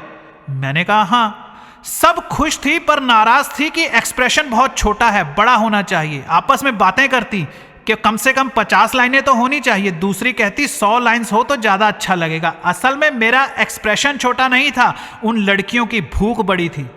मेहमान को पानी ग्लास में देते हैं, बाल्टी में नहीं, और बातों से ज्यादा परफॉर्मेंस में दम होना चाहिए। जहां बाकी सब लड़कियां आपस में ची ची करती हुई सलाह कर रही थी, झगड़ रही थी, वहीं जिस लड़की का हाथ पकड़कर मैंने हाले दिल बयां किया था, वो तब से सुन्न खड़ी थी जैसे पत्थर की मूर्ति हो। तुम लोगों ने देखा होगा, मैं तुम्हें बहुत ज्यादा एग्जाम्पल्स नहीं देता हूं कि क्या बोलना है, कौन सी लाइन बोलनी है। मैं बस स्टार्टअप दे देता हूं, अगली लाइन नई नई बातें तुम्हारे दिमाग में अपने आप आ जाएंगी। अपने अंदर से डर खत्म करो। कुछ नहीं मिलता तो यहां वहां से शेरो शायरी चोरी करके बोल दो। लिखने वाले इसीलिए थोड़ी ना लिखते हैं कि तुम उन्हें पढ़कर बस सपने देखते रहो, वो इसीलिए लिखते हैं ताकि तुम इस्तेमाल करो। वो कुछ खास लाइनें होती हैं जो लड़कियां सुनना चाहती हैं। ये कुछ ऐसी बातें हैं जो कोई भी लड़का बोल दे, चाहे उसकी शक्ल अच्छी हो या ना हो, अमीर हो या गरीब हो, लड़की उसे हाँ कह देती है। और बातों से ज्यादा भावों पर ध्यान दो, इंप्रेशन डालो। इन 2 सालों में मैंने 500 से ज्यादा परफॉर्मेंसेस की और 300 लव लेटर लिखे। लड़कियां मेरे किसी लव लेटर की करेक्शन करने के लिए अपने साथ घर ले जाती और वो लव लेटर कभी वापस नहीं आता। मेरा एक भी लव लेटर वापस नहीं आया। जो उसे ले जाती रख लेती और अगले दिन आकर अजीब अजीब बहाने लगाती। वो गुम हो गया। मैं छत पर बैठकर पढ़ रही थी, पता नहीं कहां से एक कौवा आया और छीन कर ले गया। खाना बनाते बनाते पढ़ रही थी तो उसमें आग लग गई और वो जल गया। मेरा कुत्ता तुम्हारा लव लेटर खा गया। मम्मी ने पकड़ लिया और फाड़ डाला। खैर, मैंने उन लेटर्स का करना भी क्या था। और यहां तो मैं प्रैक्टिस करने के लिए धड़ाधड़ परफॉर्मेंसेस कर रहा था, लेकिन भ्रमलोचा पर मैं मुश्किल से 5 या 6 परफॉर्मेंसेस ही करने वाला था। वैसे तो 2-4 ही काफी होती है, पर इस हूर परी पर थोड़ा ज्यादा काम करना पड़ेगा। लोग मुझसे पूछते हैं क्या जादू होता है? मैं कहता हूं तुम जादू में ही तो फंसे हो। ये स्मार्टफोन्स, एप्स, इंफॉर्मेशंस, जिसे आज तुम टेक्नोलॉजी कह रहे हो, पहले उसी को जादू कहते थे। भारत को जादूगरों का देश इसीलिए तो कहा जाता था क्योंकि हर टेक्नोलॉजी यहीं पैदा हुई। हमारी टेक्नोलॉजी चोरी करके ही साइंस ने इतनी तरक्की की है और हमें सपेरों का देश बताकर अंडर एस्टिमेट किया गया। घटिया और बेकार इतिहास पढ़ा पढ़ा कर डीमोटिवेट किया जा रहा है। हर किताब जादुई किताब ही होती है। तुम उसे पढ़ते हो और उसी की सोच में कैद हो जाते हो। बातें, शब्द, इन्हीं से तो सम्मोहन रचा जाता है। चार्वाक और आचार्य बृहस्पति ज्ञान को किताबों में बंद करने के विरुद्ध थे। उन्होंने तीनों वेदों को कोरी बकवास बताया, घटिया किताबें, राजाओं द्वारा रचा गया मायाजाल। वेदों से पहले ज्ञान हवा में उड़ता था। आयुर्वेद हमारी रसोई में था। हमारी माताएं बहनें जानती थी कि पेट दर्द होने पर क्या खाना है और कान दर्द होने पर क्या आयुर्वेदिक दवाई बनानी है। लोग कविताएं गाते फिरते थे, छंदों में बातें करते थे। किसी नई खोज पर कोई कॉपीराइट या पेटेंट नहीं होता था। चारवाक के आने तक बस 3 ही वेद लिखे गए थे। चौथा वेद चारवाक के बाद लिखा गया। जिसे तुम तंत्र विद्या, काला जादू या मंत्रों की शक्ति जैसे नामों से पहचानते हो और उसे बुरा समझते हो, असल में वही चीजें टेक्नोलॉजी के रूप में तुम पर जादू किए हुए है।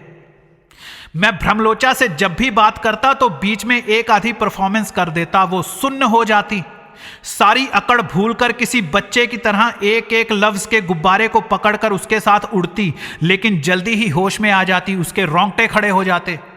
वो अपनी दोनों हथेलियों से अपने कंधों और कोहनियों के बीच मसाज करती, अपना सिर झटकती, मगर समझ नहीं पाती कि हो क्या रहा है। उस पर जादू हो रहा था।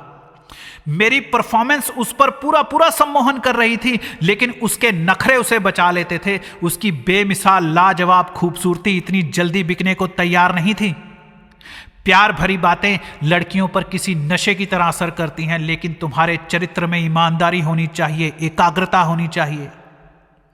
कैसेनोवा कहते हैं कि जब मैं किसी लड़की के पीछे जाता था तो पूरी तरह उसके पीछे पड़ जाता था। जब मुझे किसी लड़की से प्यार होता था तो मैं प्यार के अलावा और कोई काम नहीं करता था। मेरा पूरे का पूरा ध्यान सिर्फ एक लड़की पर रहता था। यही गुरु मंत्र है। अपना पूरा फोकस, पूरा ध्यान सिर्फ एक लड़की की तरफ करो। राम बनो। तुम्हें अपनी सीता के अलावा और कुछ नजर नहीं आना चाहिए। यह मत सोचो कि इसने मना कर दिया तो दूसरी पटा लूंगा, या किसी को पता ना चल जाए कि मैंने इसे प्रपोज किया था और उसने मना कर दिया। दूसरी लड़कियों के प्रति पूरी तरह अंधे हो जाओ। लड़की को अपनी 100% अटेंशन देना ही तुम्हारा रामबाण है। वो अपना चेहरा मेरी तरफ करके मेरी आंखों को अपनी आंखों से पकड़कर बैठी थी ताकि मैं उसकी छातियों को ना घूर सकूं, लेकिन मुझे भी उसकी आंखों में देखने का ज्यादा मजा आ रहा था। मैंने कहा, तुम चिंता मत करो, मैं तुम्हारा डार्क साइड भी संभाल लूंगा। वो बोली, ये मेरा डार्क साइड ही है जिसका तुम पर कोई असर होता हुआ नजर तो नहीं आ रहा। ओह सॉरी, शायद मैं समझ नहीं पाया। हाँ, तुम वो समझते ही नहीं जो समझने का तुम्हें फायदा ना हो। अरे वाह, तुम्हें याद रहता है मैंने कब क्या कहा था। उसने अपनी गलती पर आंखें बंद की और हौले से खोलती हुई बोली, हाँ कुछ चीजें याद रह जाती हैं। जैसे मुझे याद है कि मैंने तुम्हारे सपने में आकर तुम्हारा खून किया था। मैंने पूछा, तुम्हें मुझे मरता हुआ देखने का बड़ा शौक है ना? उसने बिना वक्त गवाए कहा, हाँ सच्ची। मैंने कहा, उसके लिए तुम्हें पूरी जिंदगी मेरे साथ रहना होगा, मेरे साथ ही बूढ़ा होना होगा। हाँ, ये वादा करता हूं कि मैं तुमसे पहले मरूंगा, क्योंकि मैं तुम्हें मरता हुआ नहीं देख सकता। वो प्राउडेड पेरेंट्स की तरह हल्के हल्के ताड़ियां बजाती हुई बोली, यू आर टू गुड। मैंने कहा, क्या? वो बोली, नहीं नहीं, यू आर रियली ऑसम। तुम कमाल के हो सच में। क्या बोल रही हो? तुम कोई भी लड़की पटा सकते हो। You are a stud, you are a playboy. I am not a playboy. No no, you really are. तुम किसी को भी बेवकूफ बना सकते हो, इसीलिए तो तुम रोज रोज नई नई लड़कियां पटा लेते हो। मैं रोज रोज नई नई लड़कियां नहीं पटाता। तुम मेरी बेइज्जती कर रही हो। अरे मैं तुम्हारी तारीफ कर रही हूं। वैसे भी तुम सब मर्दों को बहुत सारी लड़कियां रखने का शौक होता है ना? सच में तुम हो 100 रानियों वाले राजा, चंदू जी महाराज, लड़कियों के शौकीन, हवस के पुजारी, ठरकियों के देवता। मैंने कहा, चुप रहो, तुम मेरे करैक्टर पर उंगली उठा रही हो। अच्छा, तुमने ये वर्ड सुना हुआ है? बेटा, ये ट्रैक्टर नहीं है जो तुम खेतों में चलाते हो। द वर्ड इज करैक्टर, चरित्र। कभी इस चरित्र के आसपास से गुजरे हो? पिछले 2 सालों से तुम्हें कॉलेज में देख रही हूं, कम से कम 40 गर्लफ्रेंड्स तो रह चुकी हैं तुम्हारी। मैंने कहा 40? यानी 1 साल में 20 और 6 महीने में 10। तुम खुद सोचो, जिस लड़की को 40 लड़कियां छोड़कर जा चुकी हैं वो कितना बेकार लवर होगा। असली मर्द तो वो है जो एक को ही खुश रख सके। वाह वाह वाह वाह, क्या डायलॉग बोलते हो। तुम एक किताब क्यों नहीं लिखते? लड़की पटाने के 100 तरीके, झूठ बोलने के 1000 तरीके, कमीना बनने का शॉर्टकट, जहालत कमाने का क्रैश कोर्स। मैंने कहा, मैं इतना भी घटिया नहीं हूं। नहीं नहीं, घटिया तो तुम हो, लेकिन काम के भी हो। बॉयफ्रेंड कैसा नहीं होना चाहिए, तुम इसका एक अच्छा एग्जाम्पल हो। आई मीन, कोई भी लड़की ऐसे झूठे और नौटंकीबाज से प्यार क्यों करेगी? लेकिन तुमको क्या, तुमने कौन सा प्यार करना है? तुमने तो ऐश करनी है, करो और निकलो। किसी का दिल टूटता है तुम्हारी बला से, कोई तुम पर भरोसा करती है, भाड़ में जाए साली। तुम तो रोज रोज नई नई लड़की लेकर जाया करो फ्लैट में। भाई, जिस्म की आग भी कोई चीज है? अपने पैरों से मुझे दूर धकेलती और राजस्थानी गुड़िया की तरह गर्दन मटकाती हुई बोली, सही जा रहा है रोमियो। वो मेरी बोलती बंद कर देती थी। जानते हो, उसकी ऐसी बातों से पूरा अभिनय लड़खड़ा जाता था, फिर खामोशी से दिल संभाल कर दोबारा शुरू करना पड़ता था। इतनी बेइज्जती और मजाक मैं उसका नहीं उड़ाता था जितना वो मेरा उड़ाती थी, लेकिन खेल का मजा ही तब है जब ओपोजिशन में ऐसा जानदार खिलाड़ी हो। मेरी शक्ल देखने वाली थी, चेहरे के सारे भाव मिक्स हुए पड़े थे। अपना चेहरा ठीक करने के लिए मुझे दूसरी तरफ देखना पड़ा। क्या हुआ, मुंह क्यों छुपा रहे हो? शर्म वरम तो नहीं आने लग गई? बेशर्मी के विटामिन की कमी तो नहीं पड़ गई?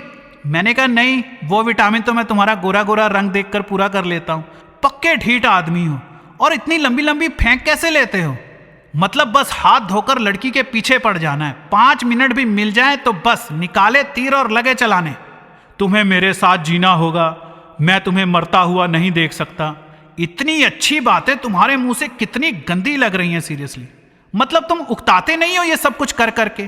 थैंक गॉड मुझ में दिमाग है, मैं एक इंटेलिजेंट लड़की हूं। पता नहीं बाकी लड़कियों का क्या होता होगा जिनके सामने तुम ये आसमान से चांद तारे उखाड़ लाते हो। मैंने कहा अरे यार तुम तो सब कुछ जानती हो, पर तुम एक बात नहीं जानती। वो बोली क्या? मैंने कहा 5:30 बज गए। What the fuck? सारी दुनिया के गहने पहनने वाली उस लड़की ने बस एक घड़ी नहीं पहनी थी, और मैं घड़ी इसलिए नहीं पहनता क्योंकि मैं जादूगर हूं। मैं लोगों को समय के पार ले जाता हूं। मेरे साथ सालों साल बिताने वालों को लगता है जैसे 2 पल बीते हों। उसने झपटकर अपने पर्स में से मोबाइल निकाला और टाइम देखा, 4:50 हो रहे थे। बोली थैंक गॉड 4:50 ही हुए हैं, 5:30 क्यों बोल रहे हो?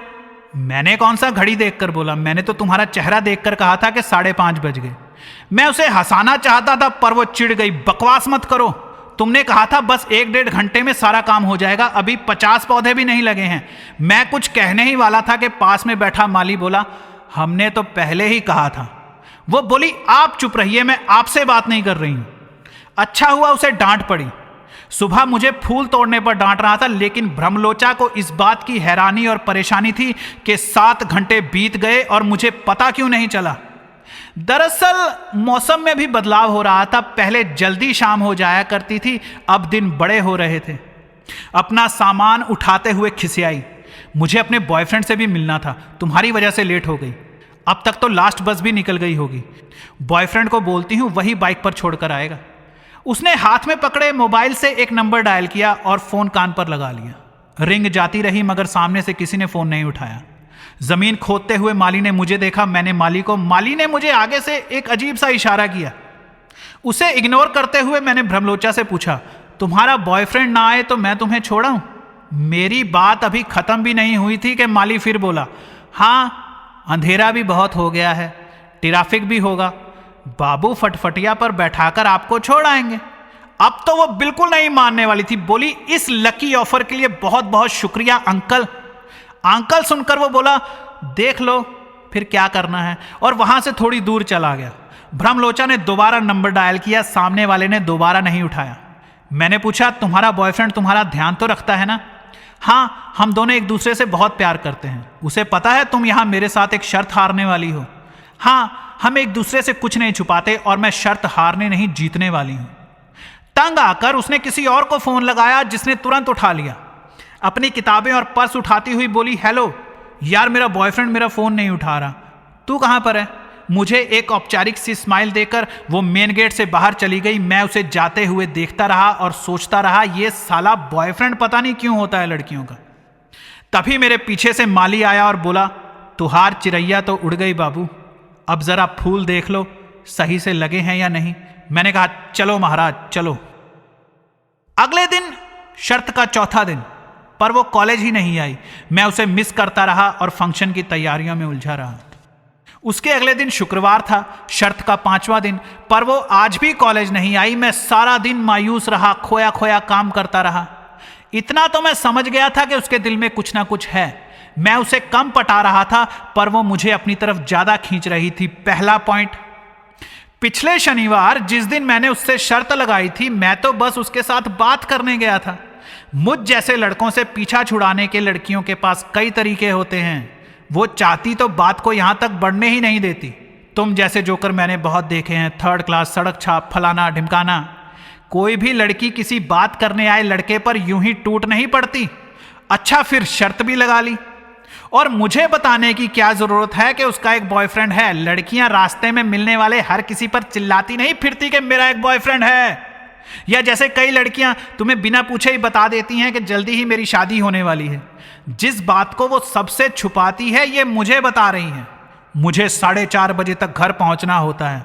मुझ जैसे जाने माने शिकारी के साथ इतनी सेंसिटिव इंफॉर्मेशन शेयर करना अच्छी बात नहीं है।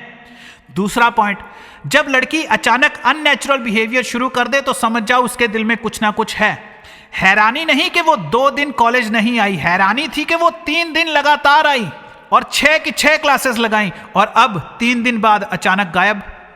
तुम लोग ये ना समझना कि मेरे ये 2 दिन खराब हुए, उल्टा मेरे 2 दिन बच गए। ऐसा नहीं है कि मैं उसे बहुत सारी बातें कहना चाहता था मगर वो कॉलेज नहीं आई इसलिए कह नहीं पाया। भगवान ने उस लड़की को दिमाग दिया है और दिमाग का काम है चीजों को याद रखना। इन 2 दिनों में वो घर बैठकर मेरे बारे में ही सोचती रही होगी, मैं उसके दिमाग में नाचता रहा होऊंगा। ज्यादा बातें करने से लड़की पर ज्यादा इंप्रेशन नहीं डाला जा सकता। बातें कमजोर माध्यम है। मैं तो उल्टा ज्यादा बातें करने से बचता था। लंबी लंबी बातों से बहुत अच्छा वो 2 मिनट का इंप्रेशन होता है जो तुम किसी पर डाल देते हो। मैं बातों से ज्यादा इंप्रेशन डालता हूं प्रभाव, और प्रभाव पड़ता है चरित्र से। वो जो तुम अंदर से हो, वो जो तुम्हारी आंखों में नजर आता है, वो जो तुम्हारे फैसलों में नजर आता है, जो लोगों की नींद उड़ा देता है। बातें तो बस अभिनय हैं। मैं कोई ज्यादा सोच समझकर नहीं बोल रहा था। मैं कोई बड़ी मनोवैज्ञानिक बड़ी चाल भरी बातें नहीं कर रहा था। मेरा मकसद था बस उसे अपने पास रोक कर रखना और इसके लिए मैं कुछ भी बकवास कर रहा था। अगर तुम पहली बार किसी लड़की से बात कर रहे हो तो तुम्हें बहुत सारी बातें करनी चाहिए, क्योंकि पहले दिन यह उम्मीद करना कि कोई लड़की तुमसे बातें करेगी, अपने बारे में सब कुछ बताएगी, ना समझी है। तुम्हें ही बार बार बात शुरू करनी होगी। वो बहुत कम इंटरेस्ट दिखाएगी। तुम्हें नए नए टॉपिक उठाकर कोई ना कोई बात चलाते रहना होगा। इस मौके का फायदा उठाना होगा। अपने अंदर बात करने का एक अंदाज बनाओ। अपनी टोन, अपना लहजा, अपनी आवाज पर काम करो। हो सकता है वो भी चाहती हो कि वो किसी से बात करके देखे, किसी अच्छे इंसान से मिले। ठीक है, वो तुम्हें अपना बॉयफ्रेंड नहीं बनाना चाहती, तुम्हें भी उसे अपनी गर्लफ्रेंड बनाने की कोई जल्दी नहीं होनी चाहिए। बस अपना इंप्रेशन डालो, अपना चरित्र दिखाओ। शनिवार, शर्त का 6वां दिन। आज वो कॉलेज आई। आज तो उसने मुझे अपनी एक झलक नहीं देखने दी, चुपचाप क्लासेस अटेंड कर रही थी। मैंने भी उसे जी भरकर इग्नोर करने दिया। 4 बजे उसकी क्लासेस खत्म हुई, वो बाहर निकली, मैं सामने ही खड़ा था और वो इसके लिए तैयार थी। तुम्हारा तो हाल पूछने की जरूरत ही नहीं। तुम्हारा ये खिला हुआ ताजा ताजा चेहरा ही बता देता है कि तुम ठीक हो। बाकी सब ठीक है ना? क्यों, मुझे क्या होगा? भगवान करे तुम्हें कुछ ना हो। 2 दिन आई नहीं ना तो फिक्र कर रहा था। तुम्हें फिक्र करने की जरूरत नहीं है। मेरी फिक्र करने वाला एक है, मेरा बॉयफ्रेंड, और मैं उसी के साथ 2 दिन मनाली घूमने गई हुई थी। इतना कहकर वो चल पड़ी। मैं भी पीछे पीछे चल पड़ा। मैंने कहा, कम ऑन, तुम्हारा कोई बॉयफ्रेंड नहीं है, तुम झूठ बोल रही हो। मैं हर बार कुछ ऐसा कह देता था कि वो चलते चलते रुक जाती थी। मैंने उसे झूठी कहा तो वो इमरजेंसी ब्रेक लगाकर रुकी। मैं तुमसे झूठ क्यों बोलूंगी भला? मेरा बॉयफ्रेंड है। मैंने कहा, अच्छा, उसका नाम तो नहीं सुना कभी तुम्हारे मुंह से। जिन लड़कियों का बॉयफ्रेंड होता है ना, वो सारा दिन अपने बॉयफ्रेंड का नाम जपती रहती हैं। तुम्हारे बॉयफ्रेंड का क्या नाम है? बॉयफ्रेंड सिंह या बॉयफ्रेंड मल्होत्रा? वो थोड़ा सा हैरान होकर मुझे देखने लगी और बोली, उसका नाम है राहुल। मैंने कहा, राहुल? सभी इंडियन लड़कियों के इमेजिनरी बॉयफ्रेंड का नाम राहुल ही होता है। उस हिसाब से तो तुम्हारा नाम पूजा या इशिका होना चाहिए। नकली बॉयफ्रेंड की नकली गर्लफ्रेंड। बच्चे, मैंने सारी जिंदगी बस एक ही काम किया है, लड़की पटाने का। और मैं जानता हूं जिस लड़की का बॉयफ्रेंड होता है ना, उसकी भाषा और व्यवहार अलग ही होता है। और ऐसा कौन सा नालायक लड़का है जो तुम जैसी रसमलाई को 2 दिन मनाली में रखता है और तुम्हारे गालों पर, गर्दन पर, छाती पर एक भी निशान नहीं बनाता? मेरे जैसे के हाथ लगी हो ना तुम 2 दिन मनाली में, तो इतना प्यार करता कि ईश्वर खुद आसमान से झांक कर देखता कि हो क्या रहा है। उसने शायद अपने डीप नेक गले को छुपाने के लिए हाथ उठाया था, मगर उस हाथ को वो अपनी आंखों पर ले गई और अपने गिरते हुए सिर की दोनों कनपटियों को अंगूठे और अनामिका से पकड़ लिया। तुम हद दर्जे के बदतमीज आदमी हो और मुझे कोई जरूरत नहीं है तुम्हें यकीन दिलाने की कि मेरा बॉयफ्रेंड है या नहीं। मैंने कहा, है ही नहीं तो यकीन कहां से दिलाओगी? और ये जो बातें तुम कर रही हो ना, ये सब बस तुम्हारी ख्वाहिशें हैं। हम एक दूसरे से बहुत प्यार करते हैं, हम एक दूसरे से कुछ नहीं छुपाते। हम मनाली घूमने गए थे, हमारे 5 बच्चे होंगे। 5 बच्चों वाली बात सुनकर उसने मुझे गुस्से से देखा। मैंने कहा, और तुम झूठ इसलिए बोल रही हो क्योंकि बॉयफ्रेंड का नाम लेकर तुम मुझे शर्त में हराना चाहती हो। अच्छा बहाना है, मैं जीत भी जाऊंगा तब भी कहोगी मेरा तो ऑलरेडी बॉयफ्रेंड है। हाँ तो है ना, मैंने तो पहले ही बताया हुआ है। इस अजीब सी शर्त और ऊट पटांग बहस में बड़ा मजा आ रहा था। मैंने कहा अच्छा जरा उसकी फोटो तो दिखाओ। वो चिढ़कर बोली मैं तुम्हें उसकी फोटो क्यों दिखाऊं, जब है ही नहीं तो फोटो कहां से दिखाओगी। अरे जाओ जाओ झूठी कहीं की, शर्म नहीं आती झूठ बोलते हुए। सच और शर्म की बात तुम जैसे आदमी के मुंह से अच्छी नहीं लगती। तुम हो बेशरम, तुम हो झूठे। उसने अपने पर्स में से नोकिया N72 मोबाइल निकाला और एक फोटो ढूंढी। ये देखो, ये है मेरा बॉयफ्रेंड। देखा तो तस्वीर में वो किसी लड़के के साथ पार्क में खड़ी थी। सच में उसके बॉयफ्रेंड की फोटो थी, लेकिन मैंने फिर भी कहा अरे ये तो तुम्हारा भाई है। वो बोली इडियट, मैं तुम्हें अपने भाई की फोटो क्यों दिखाऊंगी। मैंने कहा जरा देखो तो तुम दोनों की शक्ल कितनी मिलती जुलती है, दोनों जुड़वा भाई बहन लगते हो। उसने गुस्से में फोन बंद किया और पर्स में रखते हुए कहा मैं जा रही हूं और तुम सोमवार को अपनी शर्त के पैसे लेकर आना। मैंने कहा ठीक है, तुम भी लेकर आना। वो जाती जाती मुझे गाली की तरह कहकर गई, साइको। सोमवार आया और वो भी कॉलेज आई, मुझे ही ढूंढ रही थी। ईंटों के एक बड़े से खंबे के पीछे से मैं चुपके से आया, उसकी पीठ पर एक हल्की सी थपकी मारी, ठप्पा। वो पीछे पलटी और मुस्कुराती हुई बोली वेरी फनी। मेरे पैसे लायो? सुबह सुबह भगवान का नाम लो, क्या पैसे पैसे कर रही हो, और मांग तो ऐसे रही हो जैसे उधार दिए थे। बोली एक्चुअली कल मैं ये देखने बाजार गई थी कि तुमसे जीते हुए पैसों से क्या क्या खरीदूंगी। सो मैंने एक ब्लैक कलर के सैंडल्स देखे, कुछ ज्वेलरी, मेकअप का सामान। मैंने कहा आज शाम तक का टाइम है हमारे पास। वो बोली उससे क्या फर्क पड़ता है, हारने तो तुम वाले ही हो। कहीं वो सैंडल सोल्ड आउट ना हो जाए। मैं डिंपल के साथ जाकर अभी ले आती हूँ। थोड़े पैसे अभी दे दो एडवांस। ऐसा करो 2000 अभी दे दो, 3000 शाम को दे देना। मैंने कहा नो चांस, शर्त तो मैं ही जीतूंगा। वो आंखें बंद करके बोली बड़े ढीठ हो। चलो ठीक है, शाम तक वेट कर लेती हूँ, देखती हूँ इन 6 घंटों में तुम क्या कर लेते हो। मैंने कहा प्यार के लिए तो एक पल ही काफी होता है। वो बोली 4:30 बजे तक जो ख्याली पुलाव पकाने हैं पका लो, आई डोंट माइंड। जितने सपने देखने हैं देख लो। मैंने पूछा तुम पैसे लाई हो ना, कि घर से यही सोचती हुई आ रही हो कि जीत जाऊंगी जीत जाऊंगी, हार गई तो देने के लिए पैसे हैं ना। इतने पैसे मैं पर्स में लेकर घूमती हूं। तुम्हारे लिए 5000 बहुत ज्यादा होंगे, मेरे लिए बहुत कम है। मैंने कहा पहले दिखाओ, मुझे तुम पर बिल्कुल यकीन नहीं है। ये मत सोचना कि जीतने के बाद मैं पैसे छोड़ दूंगा, और उधार मैं नहीं करने वाला। वो तंग आकर बोली मेरे पास पैसे हैं, तुम पैसों की चिंता मत करो। मैंने पूछा तो फिर किसकी चिंता करूं, प्यार की? वो बोली हाँ नहीं। मैंने कहा लो तुम तो हार भी गई, तुम्हें तो मुझसे प्यार हो भी गया। प्यार, और वो भी तुमसे प्यार करने से पहले मैं जहर खा लूंगी। मैंने कहा ठीक है, फैसला तो अभी शाम को होगा ना।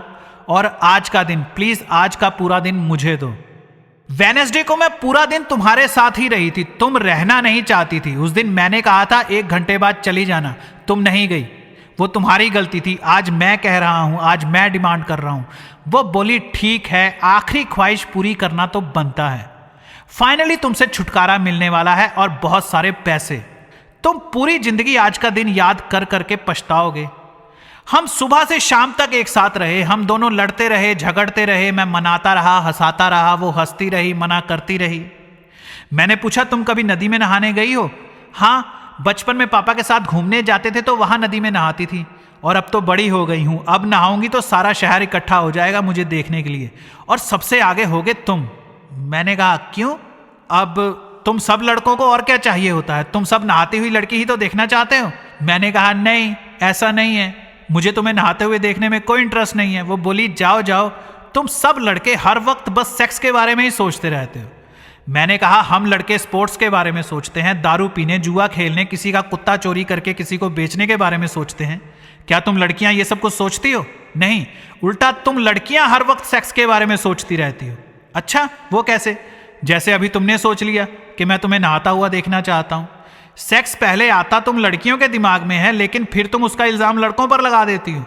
वाह, जब तुमको करना है तो प्यार है, जब दूसरे को करना है तो हवस है। तुम लड़कियां खुद को ज्यादा इंपॉर्टेंट समझती हो, है ना? खुद ही सोच लिया मैं बड़ी हॉट हूं, नहाने जाऊंगी तो सारा शहर इकट्ठा हो जाएगा। हो सकता है लोग तुम्हें पत्थर मारें, लोगों के दिमाग का कुछ पता थोड़ी ना होता है। वो बोली जाओ जाओ, बातें बनाते हो। फिर तुम मेरे पीछे क्यों पड़े हो? मैंने कहा क्योंकि मैं प्यार करता हूं तुमसे। प्यार का मतलब भी पता है तुम्हें? मैंने पूछा तुम्हें पता है? बोली तो क्या तुम सेक्स के पीछे नहीं हो? You all mens are dogs. मैंने कहा oh hello, I am a guy and I am proud to be a guy. मैं लड़का पैदा हुआ हूं और मैं इस मौके का पूरा पूरा फायदा उठाऊंगा। जो मुझे अच्छा लगता है मैं उसके पीछे जाऊंगा। It's my fucking right. और अगर मैं लड़की बनकर पैदा होता तो भी इतनी ही शान से जीता। मैं टीवी नहीं देखता बच्चे, इसलिए डरता भी नहीं हूं। मेरा हंसता हुआ चेहरा देखकर वो भी मुस्कुराने लगी। आज भ्रमलोचा थोड़ी बदली बदली सी लग रही थी। आज सारा दिन उसने मेरी किसी परफॉर्मेंस का मजाक नहीं उड़ाया, मेरी किसी बात का विरोध नहीं किया, ज्यादा बहस नहीं की, क्योंकि शाम को 4:30 बजे जो होने वाला था वो उसे सोच सोच कर नर्वस हो रही थी। मैं बातें करते करते उसे जानबूझकर कॉलेज की उस आखिरी खाली पड़ी क्लास में ले गया जहां कोई आता जाता नहीं। वो मुस्कुराते हुए बड़े ध्यान से मेरी बातें सुनती रही। ठीक है बोलते बोलते सिर हिलाती रही। सारे बच्चे घर जा चुके थे। रिहर्सल करने वाले हॉल में प्रैक्टिस कर रहे थे। बाकी सारा कॉलेज सुनसान था। मैं प्रोफेसर्स के बैठने के लिए रखी गई लकड़ी की बढ़िया आराम कुर्सी पर आराम से बैठा था। वो लेक्चर स्टैंड पर कोहनी रखकर मेरी बातों और चुटकुलों पर हंसती जा रही थी। बार बार कह रही थी, पैसे निकालो पैसे निकालो। मैं जानती हूं तुम्हारे पास कोई पैसा नहीं है, भिखारी कहीं के। बड़ी अकड़कर शर्त लगाई थी। मैं उल्टे पुल्टे जवाब देता जा रहा था। आज उसका पूरा ध्यान घड़ी पर था। हर 10 मिनट बाद घड़ी देखती थी। हाँ, मैं कभी कभी ऐसी परफॉर्मेंस करता था कि 30 मिनट गुजर जाते। मुझे सुनती हुई वो भूल ही जाती कि घड़ी भी देखनी है। लेकिन आखिरकार वो वक्त आ ही गया। शाम के 4:30 बज गए। बोली, मैं घर जा रही हूं, लाओ मेरे पैसे दो। मैंने कहा, शर्त मैं जीता हूं, तुम पैसे दो। जरा बताओ तुम कैसे जीते हो। मैं स्टूडेंट की घटिया परफॉर्मेंस से तंग आए कोच की तरह गुस्से से भरा बस उसे घूरता रहा। उसने मेरी आंखों के सामने से अपना चेहरा हटाया और अपनी किताबें उठाकर बोली, पैसे दो या ना दो, ये खेल यहीं खत्म और दोबारा मुझसे बात करने की कोशिश मत करना। वो जाने लगी तो मैंने उसकी कलाई पकड़कर उसे जोर से अपनी तरफ खींचा, जिस वजह से वो सीधा मेरी गोद में आ गिरी। मैंने अपने अंगूठे और उंगलियों के बीच उसके दोनों गालों को दबोचकर उसकी आंखों में देखते हुए कहा, जरा करीब से देखने तो दो। जिस लड़की को प्यार हो जाता है उसकी आंखों का रंग कैसा होता है। मेरे खींचने की वजह से उसकी किताबें, पेन और पर्स जमीन पर गिर गया। वो मेरी गोद से बाहर निकलती हुई चीखी, ये क्या बदतमीजी है।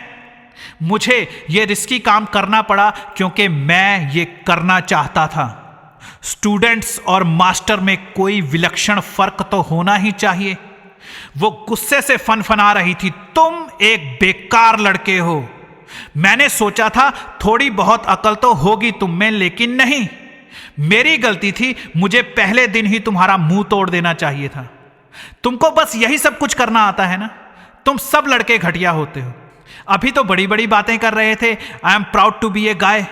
तुम जैसे लड़कों को शर्म आनी चाहिए। खुद पर प्राउड करते हो मगर दूसरों की रिस्पेक्ट नहीं करते। मैंने खड़े होते हुए कहा, मैंने कौन सी तुम्हारी डिसरिस्पेक्ट कर दी। वो बोली, तुमने मुझे हाथ क्यों लगाया। तो तुम मुझसे क्या उम्मीद कर रही हो। हम लोग जिस वजह से इस कमरे में इकट्ठे हुए हैं वो वजह है प्यार। और तुम कोई छोटी सी बच्ची नहीं हो, अब बड़ी हो गई हो। और बड़े लोगों की दुनिया में ऐसा ही होता है। तुम्हें अगर ये सब कुछ अच्छा नहीं लगता तो घर जाकर बैठो। तुम कौन होते हो मुझे बताने वाले कि मुझे घर बैठना चाहिए या बाहर घूमना चाहिए। तुम जैसे जलील लोग पहला मौका मिलते ही बस यही करते हो, पकड़ लो लड़की को। तुमने बस मुझे अपनी औकात दिखाई है। जबरदस्ती के अलावा तुम लोगों को कुछ और करना आता है। यूं बोलती जा रही थी मगर बोलते बोलते लेक्चर स्टैंड पर अपना सामान इकट्ठा कर रही थी। बड़ी किताबें नीचे, छोटी किताबें ऊपर। घटिया सोच, घटिया हरकतें। जमीन पर गिरे पेन का ढक्कन उठाया। घिन आ रही है मुझे खुद से। फिर पेन उठाया। मुझे नफरत है तुम जैसे लोगों से। पेन का कैप लगाया। मेरी जिंदगी का सबसे मनहूस दिन है, पर्स में डाला। जब उसकी मायके जाने से पहले की तैयारी खत्म हुई तो किताबें उठाकर बोली, तुम्हारे माँ बाप घर में यही सब कुछ सिखाते हैं ना तुम्हें। मैंने कहा, अब ज्यादा मत बोलो, जाओ यहां से और दोबारा नजर मत आना आज के बाद। उसकी एक उंगली कमान से छूटे तीर की तरह चुटकी की आवाज के साथ मेरे ऊपर से गुजरी। नजर तुम मत आना कहीं मुझे, नहीं तो वो हाल करूंगी जो सपने में भी नहीं सोचा होगा। और वहां से चल पड़ी। मैंने पीछे से कहा, चल चल। वो चलती चलती 4 कदमों पर बिना रुके पलटी। तू चल चल, फूट यहां से। वो 8 कदमों पर पलटकर बोली, तू फूट, हट, तू हट, निकल यहां से, तू निकल, हुर्र, तू हुर्र। अब वो मुझसे बहुत दूर जा चुकी थी, मुड़ने ही वाली थी। मैंने प्रोफेसर्स की चेयर पर बैठते हुए अपने दोनों हाथ मुंह पर रखकर उस तक अपनी आखिरी बात पहुंचाई। यू बिच। जवाब में उसके चलते हुए पैरों की पदचाप ही सुनाई दे रही थी, जो धीरे धीरे मुझसे दूर होती हुई मध्यम होकर सुनना बंद हो गई। और यहां मेरा बुरा हाल था। अच्छा हुआ जो मैं बैठ गया, नहीं तो शायद गिर जाता। मेरे हाथ पैर कांप रहे थे, दिल जोरों से धड़क रहा था, चेहरे पर मुस्कान थी और मैं बड़बड़ा रहा था, आएगी आएगी आएगी। ये परखा हुआ पैंतरा है, हजारों बार इस्तेमाल किया हुआ नुस्खा, जिसने अपना रंग दिखाया। पदचाप लौटने लगी। वो गुस्से में किसी सुपर वुमेन की तरह अकड़ी हुई दीवार के पीछे से प्रकट हुई और उसे देखते ही मैं समझ गया, आज मेरी खैर नहीं। पागल बिल्ली की तरह गुस्से से गुर्राती हुई लंबे लंबे कदमों के साथ बढ़ते हुए कोई 15 फुट की दूरी से उसने मुझसे पूछा, तूने बिच किसको बोला मादरचोद? इस सवाल का जवाब लेने के लिए उसने अपने हाथ में पकड़ी मोटी सी किताब को गोली की रफ्तार से मेरे पास भेजा। वो 1.5 किलो की किताब ईंट की तरह सीधा आकर मेरे पेट में लगी और मैं ओ करता हुआ अपना पेट पकड़कर अपने कंधों को दोनों घुटनों पर ले गया। इतने में जैसे विराट कोहली छक्का मारता है ना, वैसे ही उसने मेरे गाल पर एक जोरदार थप्पड़ मारा। मैं करहाता हुआ जमीन पर गिर गया। उसने मेरे पेट में एक जोरदार लात और मारी। बिच किसको बोला साले हरामी? उसने मेरी गर्दन पर पांव रखते हुए पूछा, किसको बोला है? मैंने गले से मुश्किल से निकलती हुई आवाज में कहा, तुमको बोला, और क्या? वो बोली, अच्छा। मेरे पेट को एक नर्म बिस्तर समझकर उसने अपना एक घुटना उसमें धंसा दिया और अपना 70 किलो वजन डालकर मुझे दर्द के वो रंग दिखाए जो शहर के नामचीन गुंडों के घूसों ने भी कभी नहीं दिखाए थे। मेरी गर्दन पकड़कर उसने फिर पूछा, मैं बिच हूं तो तू क्या है? मेरे चेहरे की मुस्कान एक पल के लिए भी नहीं हटी थी। मैंने तड़पते हुए कहा, obviously baby, I am a dog and I am proud to be a dog. ये बोलते बोलते मैं अपने दोनों हाथों से उसके घुटने को हिलाकर अपने पेट पर ऐसी जगह सेट कर रहा था जहां मुझे कम से कम दर्द हो, लेकिन उसने मेरे दोनों हाथ पकड़े, उन्हें पूरी ताकत के साथ उठाकर मेरे सिर के ऊपर ले जाने लगी और मेरे ऊपर ऐसे छाने लगी जैसे बंजर जमीन के ऊपर काले बादल छाते हैं। मेरी मोटी मोटी कलाइयां उसके पतले पतले हाथों में थी। उसका आंसुओं से पूरी तरह भीगा हुआ चांद सा चेहरा बिल्कुल मेरे चेहरे के ऊपर। उसके बिखरे हुए बालों ने हम दोनों को जैसे किसी रजाई में छुपा रखा हो। मेरी कर्राहटें क्लास के बाहर तक जा रही थी। उसने फिर वही बेतुका सवाल पूछा, बिच किसको बोला तुमने? इतना पूछते ही उसकी मोटी मोटी आंखों से आंसुओं की एक कतार तेजी से दौड़ती हुई उसके नाक के किनारे से होकर उसके होंठों को और भिगोती हुई सीधा मेरे मुंह में आ गिरी। वो गुस्से से हाँप रही थी और मैं दर्द से, लेकिन मैंने उसकी आंखों से आंखें नहीं हटाई और कहा, मैं तुम्हारा बहुत ख्याल रखूंगा बेबी। उसने अपना एक हाथ मेरे सिर पर बंधी हुई कलाइयों से उठाया, अपने माथे से बालों को खदेड़ती हुई ले गई और अपने कान के पीछे अटका दिया। फिर उसी हाथ की उंगली मेरी एक आंख के इतना करीब ले आई कि उसका नाखून मेरी पलकों की हद से भी आगे आ गया। गुस्से से हाँफते और सुबकते हुए वो बोल नहीं पा रही थी, पर फिर भी रोती हुई बोली, अगर मैंने जिंदगी में कभी भी तुम्हें किसी और लड़की से बात करते हुए देखा भी ना, तो मैं तुम्हारी टांगे तोड़ दूंगी, समझे? मैंने कहा, समझ गया बेबी। वो बोली, चुप, एकदम चुप। अगर मुझे धोखा दिया, मुझे चीट किया। मैंने कहा, नहीं बेबी, कभी नहीं करूंगा। चुप चुप, बोलो मत। अगर मेरा दिल तोड़ा तो मैं तुम्हें जान से मार दूंगी। मेरे पेट का दर्द अब मेरी जांघों तक पहुंच गया था, मेरी बर्दाश्त से बाहर हो रहा था, पर वो दांत भींच भींच कर बोलती जा रही थी, जिस दिन मैंने तुम्हें किसी भी लड़की की तरफ देखते हुए भी देख लिया ना, you are finished, you are a dead guy. मैंने कहा, हाँ बेबी। उसका घुटना मेरे चेहरे की मुस्कान मिटाने में कामयाब हो गया था। अब मेरे गले की फूलती नसें, लाल होती आंखें और छूटता दम उसे साफ नजर आ रहा था। उसके कान में अटके बालों ने फिर से किसी पर्दे की तरह हम दोनों को ढक लिया। उसके कान से बाल छूटे तो मैं समझ गया कि वो थोड़ा सा मेरी तरफ झुकी है। मैंने उसकी आंखों से आंखें नहीं हटाई। उसने मेरा चेहरा गौर से देखा। मैंने आखिरी कील ठोका, बिलीव मी बेबी, मैं तुम्हें बहुत प्यार करूंगा। उसके फूलों जैसे नर्म होंठ मेरे होंठों पर गिरे। होंठों के बीच दांत होने की वजह से चोट हम दोनों को लगी, पर उसका रुकने का कोई इरादा नहीं था और मेरे लिए ये पेन किलर का काम कर रही थी। पता नहीं वो कितनी देर तक मुझे किस करती रही, पागलों की तरह, जैसे नशे में चूर हो। मौका देखकर मैंने उसके घुटने को अपने पेट से हटाया और उसे अपने ऊपर लेटा लिया। काफी देर बाद वो थक गई और मेरे ऊपर ही सो गई।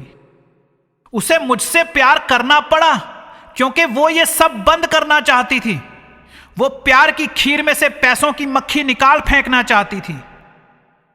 मैं अपनी किस्मत पर खुश होकर भगवान का शुक्र करता हुआ उसकी गर्म सांसों को अपने गले पर महसूस कर रहा था और वो ऐसे निश्चिंत सो रही थी जैसे सदियों से इसी पल का इंतजार कर रही हो। मुझे कुछ जानी पहचानी सी आवाजें आई। मैंने भ्रमलोचा के बालों को अपनी आंखों पर से हटाकर दरवाजे की तरफ देखा तो तीनों लड़कियां पुलिस वालों की तरह खड़ी गुस्से से भरी मुझे देख रही थी, रमला, कोयना और ख्वाब। रमला बोली, तो यहां बिजी हैं जनाब? मैंने भ्रमलोचा की नींद खराब करती भूतकाल से आई इन तीन भूतनियों को अपने होंठों पर उंगली रखकर इशारा किया। श्श।